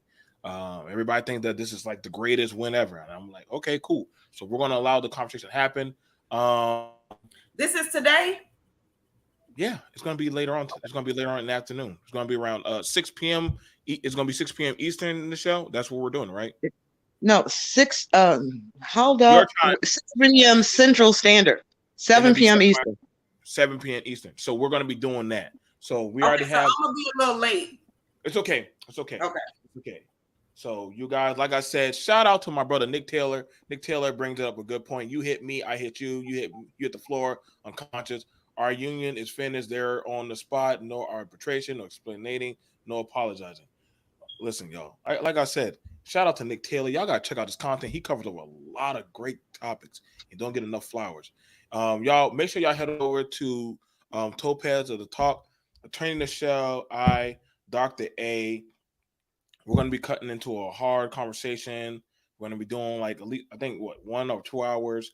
Probably for the last hour, I might fall back a little. No, we're going to do 2 hours, but it's 7 to 8. So yeah, we'll do 2 hours. But definitely, I will send out invitations. Come respectful, pen and pad. Have your questions ready. The show's ready. Dr. A is going to be ready. We'll see you Yeah, bear guys. in mind, people, some of these things have actually happened to people. Men have lost children and they felt powerless to stop it, and women have had to make that choice to abort. So this is not a lighthearted conversation. Will take everyone seriously. I do understand that there are men who feel like women have killed their children. I do understand that. We will be respectful, okay? So So until y'all, then, I guess I'm gonna log out. I got to go to the beauty supply so I can look beautiful. and I got to be ready for this conversation and have some aspirin ready. But I know there's going to be a lot of stuff. I'll see you guys later. Peace. Y'all have a good night. Shout out to Free Zone. Too many men have compromised standards, and that empowers the women in the relationship. Free Zone, I'll definitely email you, bro. I know you definitely will have some great questions coming up on that one. This is going to be a juggernaut discussion. So y'all guys, bring your A game. We'll see you guys later. Peace. Me and the show will see y'all